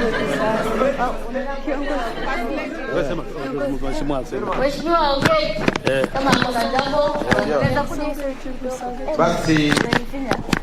Kwanza nataka nichukue nafasi hii kushukuru Mheshimiwa Paul Kibet Chebor kwa kuchaguliwa na wakaaji wa Rongai constituency kwa wingi sana.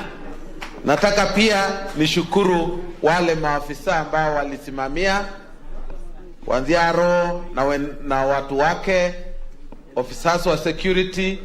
Nataka pia nishukuru wabunge wenzangu ambao tumekuja kusimama na Chebor, ambaye tulipewa kazi hiyo nikiwa mwenyekiti wa hii kamati yote.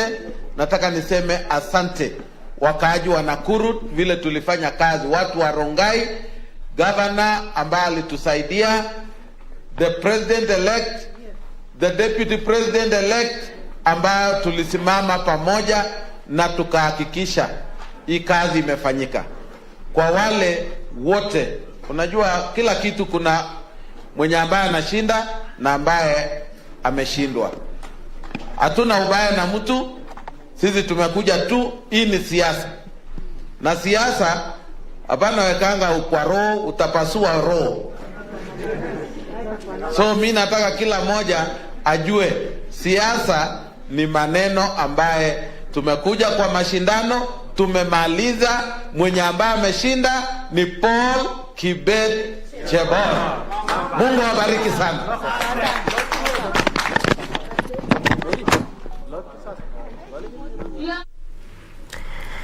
And that is the new MP-elect of Rongai constituency in Nakuru County was just being handed over the certificate there by the returning officer, that is Paul Chebor. And just to inform you that we are equally following up on what is happening as well in Kitui Rural constituency. There's Pokot South as well as Kacheli, but those are the four constituencies where excuse me, the mini polls were taking place. And just as also mentioned by Fred, I mean, this equally adds to the number of members in the National Assembly for the UDA. Initially, it was 159 against 162. Now you're talking of 160 against 162. And this is not to mention those that have defected, you know, the independent members of parliament, as well as those allied to UDM, as well as MDG. But again, it's still battle of the numbers, because the first order of business will be actually electing the speaker. But over to you, Fred. I mean, just as you are responding to your question, which we kept cutting you short, sorry for that, but as you finalize on that particular thought.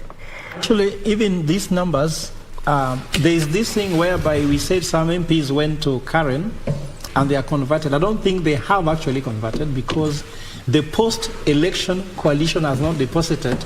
Because what is post-election? We are not yet done with the election. I said on live television that election will begin on 9th of August. We are not yet done. So we can't talk about post-election, because before the president is declared, we have not gone through. So those papers you saw on Karen, they are just photos being taken. Lawyers are here, they can tell you, those are just photo sessions. They are not yet actually shifted. Should Supreme Court rule that they nullify the election of President-elect William Ruto, again, those people take photos in another direction. And politicians are never ashamed of moving from this side to that side to this side. Don't even see that. But I'm saying that with these numbers going on, there's a narrative being told that Azimio is still strong. I'm sure that they are showing some numbers. And of course, UDA having taken Rongai, which was seen to be a stronghold for Azimio, is also a statement of some kind. So what I'm trying to say, before we call all these numbers now as we wait, the parliament control is going to be very, very important for many reasons. Remember that UDA has got one of the most, let's say, revolutionary manifesto by saying they are going bottoms up. And they may need numbers to prove some of these things they're talking about, the economic model they're talking about. Whether they meant them or not, whatever, they'll pass something in parliament, and it's going to be very difficult for them to pass. And of course, Azimio also has their own manifestos, which they need numbers. At the same time, even if you're in opposition, you need numbers. So as you said before, that numbers is what matters in politics. After all said and done, that won't matter. So if I go to my question so that I can finish, is the issue of us not being able to consume information and then use it. Then at the same time, I'll go back to say that even if we do audit, the implementation of audits, how many commissions, Tom, since you are born, have we had being constituted to investigate and give reports? They have never been acted for. But what we have to thank God for is the advancement of our Supreme Court. Like Maraga ruling, which said that election must be credible, transparent, and verifiable. That helps us a lot, because now it's in law, it forms part of jurisprudence. Then I also want to quote what they said after they nullified the election for 2017. They said that the IBC committed irregularities and illegalities that made them to nullify the election because they didn't prove that the election was credible, transparent, and verifiable. Then they ended with a very important sentence that should this court be called upon in future to adjudicate in the same election petition, if they don't cure those irregularities and illegalities, the court will reach the same decision irrespective of who is the candidate. And this is what will start playing from tomorrow. Because that's a clear jurisprudence that while there are some illegalities, like for example, declaring the president-elect Uhuru Kenyatta by then without 10,000 forms 34As. Now declaring the president-elect William Ruto without having verified or at least announced 27 constituencies. Will this amount to illegalities or irregularities? And if that is the case, the court will reach the same decision. So instead of audit, I think I really thank Raila Odinga for having gone to court, whether he is overturned or not, to give us a platform again on which you can get advancement in our interpretation of the law. As we build jurisprudence. And you mentioned God. So I want us, as we wind down, to ask a last question, and you can, also make your final remarks. If Christ was to come back today, in your opinion, what would disappoint him the most about the state of our electoral process? Let me start with you. If he is to come back today, what is it that would say, this one, no? I think our electoral process is very disappointing, and it is a systematic disenfranchisement of the people by actually giving them what looks like an election when the outcome is already known. If we are at a place in 2022 and we are discussing how foreigners had complete control of our electoral transmission systems, how foreigners had our electoral register, how foreigners did this and that, and we are still calling ourselves a sovereign country, then it's very disappointing. But this systematic plan is engineered to make Kenyans lose taste of the elections, so that going forward we have something that looks like a democracy, but in reality it's never existent. Like what they call building the Potemkin villages. So you just exist in a space that looks like there's an election. So we are being slowly driven into that space where you and I will say, whether I wake up in the morning to vote or not, there will be a precedent. So I think I wish to really call upon all Kenyans who love this country for the sake of posterity. Let's look back and ask ourselves a very genuine question. Why did people die in the early 90s? Why were people beaten up in the early 90s? Why were people tear-gassed if we are clawing back all those gains one after the other? So we need to resist this systematic breakdown of our democracy to make it look like something that exists. In reality, it doesn't exist. It's just a facade, So we need to actually rise up and claim, as the people who wake up to vote, we want to vote in an election that makes sense. If there's an election that we as a sovereign state have no control of it, if we are hearing revelations like we had 19 foreigners and only 3 Kenyans as part of the 2 Kenyans as part of the team that was transmitting our results, then where does it put us? It's really, really a sorry state. And if it doesn't pain people that are outside there that are celebrating the win that doesn't look like a win, then we must go back to the drawing board and ask ourselves, what do we want as a country? It has come to that point where we need to ask ourselves, what is the problem with Kenya? The same question. If Bhagwan or God or Allah is to point out what is wrong with our constitution, what would it be, especially within the legal framework? For me, I think the framers of our constitution got many things right. And just to answer your question, perhaps if I'll a little bit disagree with my brother, I think our democracy is coming of age. And this is the reason.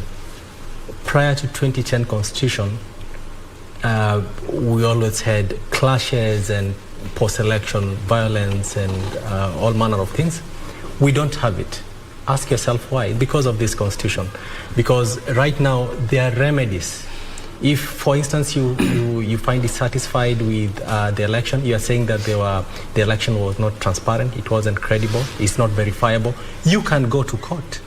And the court, if it finds that indeed the election does not conform to the requirements of the law, in fact, the constitution that provides that the election have to be transparent, it has to be verifiable, it has to be credible. So if the court finds that indeed it wasn't, it sends you back. So to me, I think we have come a long way. I think we are in the right path because there are remedies. We have come out of those days when someone will be declared at 5:59 and sworn in at 6:30. In the evening? In the evening. We have come out of those days. We have come out of the days when there was no remedy for the loser or for the person who had been said to have lost an election. We have come out of the days when the swearing in of a president will be hurried, so that every person is given every opportunity to pursue justice through the constitutionally provided means, and this is the Supreme Court for presidential and other courts for the other people who will have lost. So to me, I see it the other way. I think if Jesus or Buddha or whoever was to come back, I think they'll be impressed by where we are heading. There are those problems we are still having, but I think, for instance, those problems right now, there are amendments in the Supreme Court right now, whether they are true or not, or whether the court is going to find them to be true or not. I mean, that is up to the court again. Okay. But the most important thing is that whoever finds that there is something wrong, he has somewhere to go. He has somewhere to go. And then the court can be able to look at them and make a decision. Okay. And this is something every Kenyan should be proud of. Because if it wasn't for such a mechanism, perhaps right now this country will be in chaos. Yeah. Perhaps right now folks will have lost homes. Perhaps people will have already been displaced. Yeah. So to me, I think as much as we are having some little bottlenecks, I think we are in the right direction. We might not be there, but we are on the right path. I think, Tom, I really have to differ with Alex. Yeah. The absence of violence after elections is not because people are thinking they are mature. Yeah. It's because they are giving up systematically. Yeah. And that element is being calculated and cultivated in us, that we shall reach a place where it doesn't matter whether you vote or you don't vote. I have picked conversations on the streets just after this election, and people tell you, I don't care who becomes president. Even the next election, I have even had people that have told me, even if the court nullifies and they call for a fresh election, I will not wake up again. So if that is being engineered in us, remember, Tom, you remember the times of Moi. Moi used to win elections with 1.9 million votes. And then maybe the next person, like in 97, Kibaki was second by 1.5 million. But how many Kenyans were in this country at that time? So we want to get back to that level where we will even have a president who is voted by about 2 million people. If we are registering 22 million Kenyans and only 14 million turn out to vote, it means there is a systematic suppression of the will of the people to an extent that it now doesn't matter. That cannot be seen as maturity. And you know what? It is the dying of a democracy. That's a topic I'd want to invite you people back so that we can discuss it, because we can't do it justice in 10 minutes. So let me bring in Daktari, because he's also, he wants to say something. Let me pose the same question to you. If the universe, in your opinion, what would the universe point out as about our current state of election? I think the universe will say we have complicated our life when our life should be simpler. We have made our life more expensive when it should be cheaper, by the following facts. Did we not get it right in 2002? And then, did we have these mathematics and technology? We have brought technology that cannot add maths, tally results, and tell us who won. And it's very expensive. You go to the gym probably, Tom, isn't it? When you run on the ground, you're in control of the speed you do when you want to stop. But if you stand on a treadmill, you have to go at the pace of treadmill and you lose control. When you go to technology, you are now giving your power to technology. I asked Chebukati in Bomas that, is IBC in charge of technology or technology is in charge of IBC? And is technology in charge of Kenyan election or Kenyans are in charge of the election? Now you talk about the issue, now we have to get an IT expert, forensic, to come and tell us what happened. We don't know. How JPEG translates into PDF. Now, on its own. The second thing now, what I say, we have made our life expensive. We have made it complicated because we got it right in 2002. Moi gave in and said, let Kibaki win. Did we not get it right in 2002? Yeah. Why are we in 2022 where we need to learn from what we got right and advance instead of going back now to other areas? The second thing about expensive. Yeah. IBC was given 44.6 billion Kenya shillings to run this election. Yeah. That means that for every vote, if you count the ones which were cast, the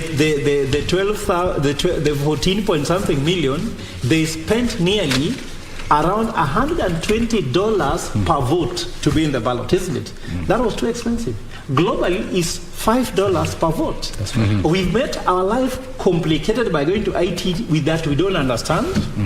Then we have made it more expensive by spending 44.6 billion, but that was just what they did. Now with the Supreme Court, with 26 law firms and all these things, and all those petitions, environmental impact, I calculated this thing and found that the cost of the election to our economy, forget about direct cost, is 4.2 trillion Kenya shillings. That if we cannot run an election, do China. China does not have an election. We could have had the 4.2 trillion going into our national budget without borrowing money anywhere, and we could be better off. If we can't do it right, don't do it. Chinese know they can never have an election, so they don't do it. And you know, Holland knows that they can never use technology. They used one and failed. They count. A German economy, which is the most advanced economy in Europe, is counting with their hands.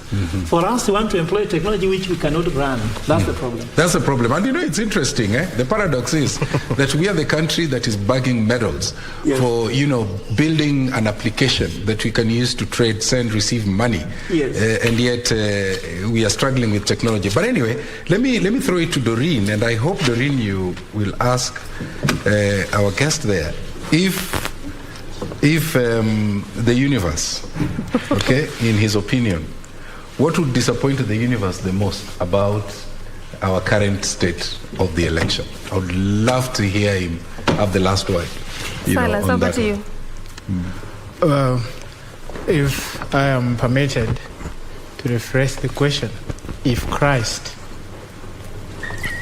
then my answer is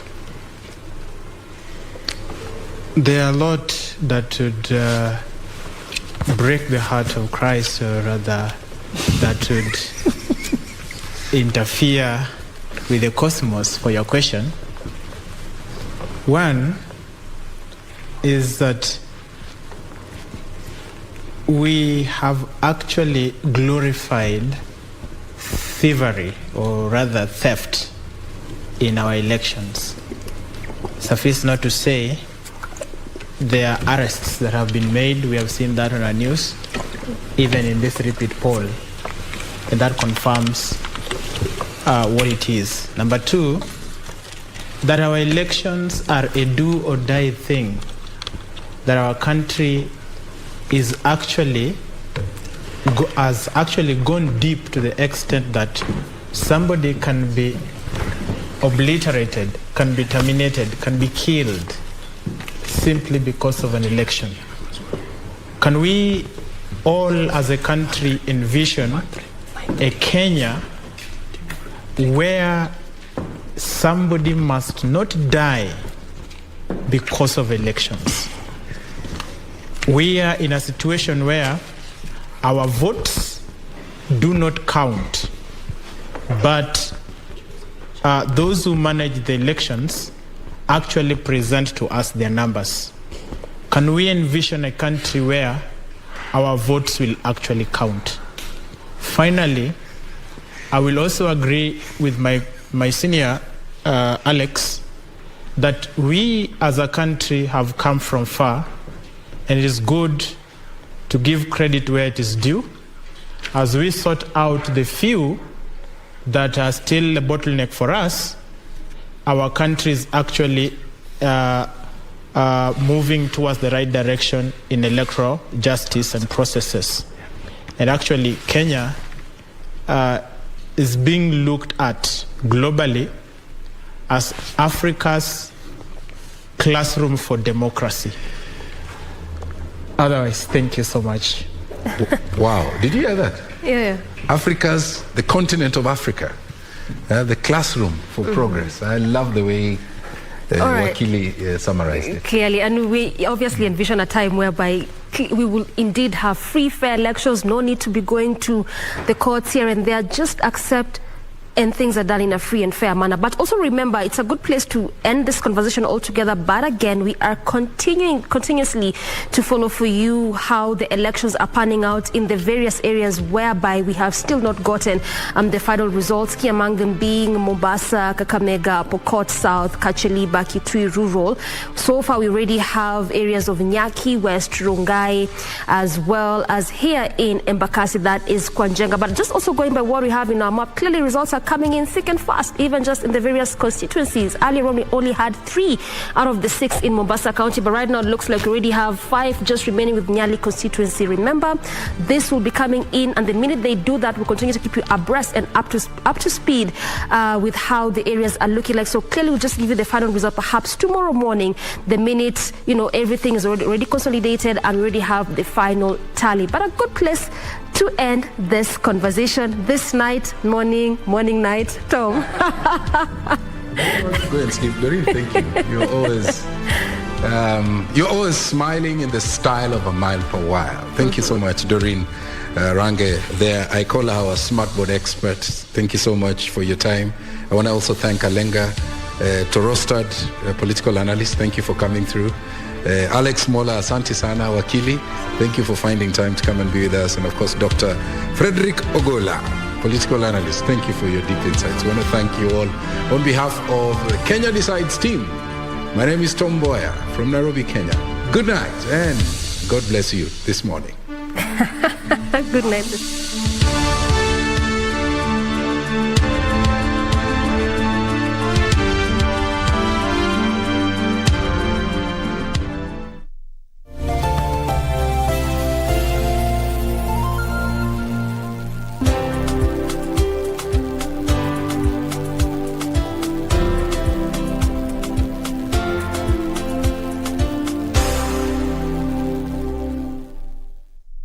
Mark Ukraine for decades.